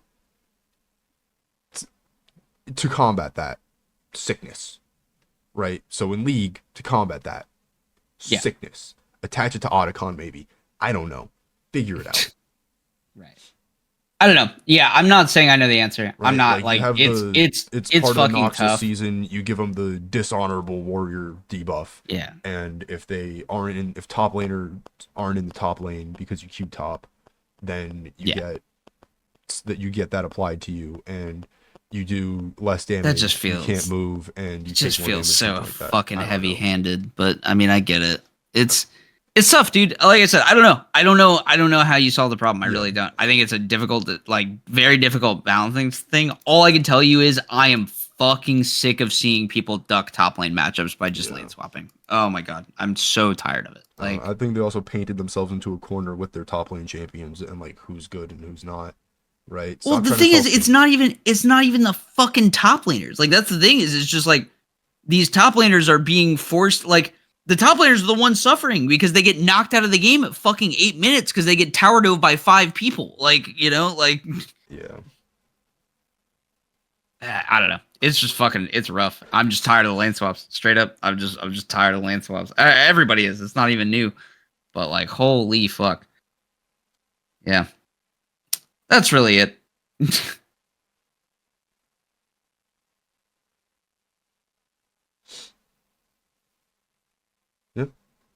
Yeah. No, that's really it. That is that's what we got. That's everything right now. Yeah. Yeah, with that, keep an eye on Imperial FE, Imperial Valkyrie. Keep playing the games you love. Support your local events. Get out there, touch some grass, go play some fighting games. Like, comment, subscribe. Start watching shit, man. There's tons of shit going on right now. I'm stoked that we get to start like talking about like events and stuff again. We can follow it, you know. About and less esports theory, but next episode is, I believe, an esports theory episode. So I'm really excited for it. No. It's one of my favorite. No, I'm stoked. To talk about. Yeah, so, I was gonna say, do you wanna tease what the next big thing is? No. This one. I'm gonna let it marinate. Ooh. The teaser was me talking about Smite. Fair enough. And we got something special, some special, theory crafting. We talked about the events happening now. The events are going to keep happening for a couple weeks now. No, mostly leading to February in a few. I was weeks, gonna say so we'll have updates on. We'll come back. I'll give my updates on Apex Champs as it goes through this weekend. Once in the next episode, I'm sure we'll have more LTA to talk about, the state of the Americas and stuff as teams start to shake out. Oh yeah. How people are performing, that kind of stuff, and we got more. We got a big old theory class coming up too. Yep, a history lesson. That's what I'll give you. You have a history lesson next week. So,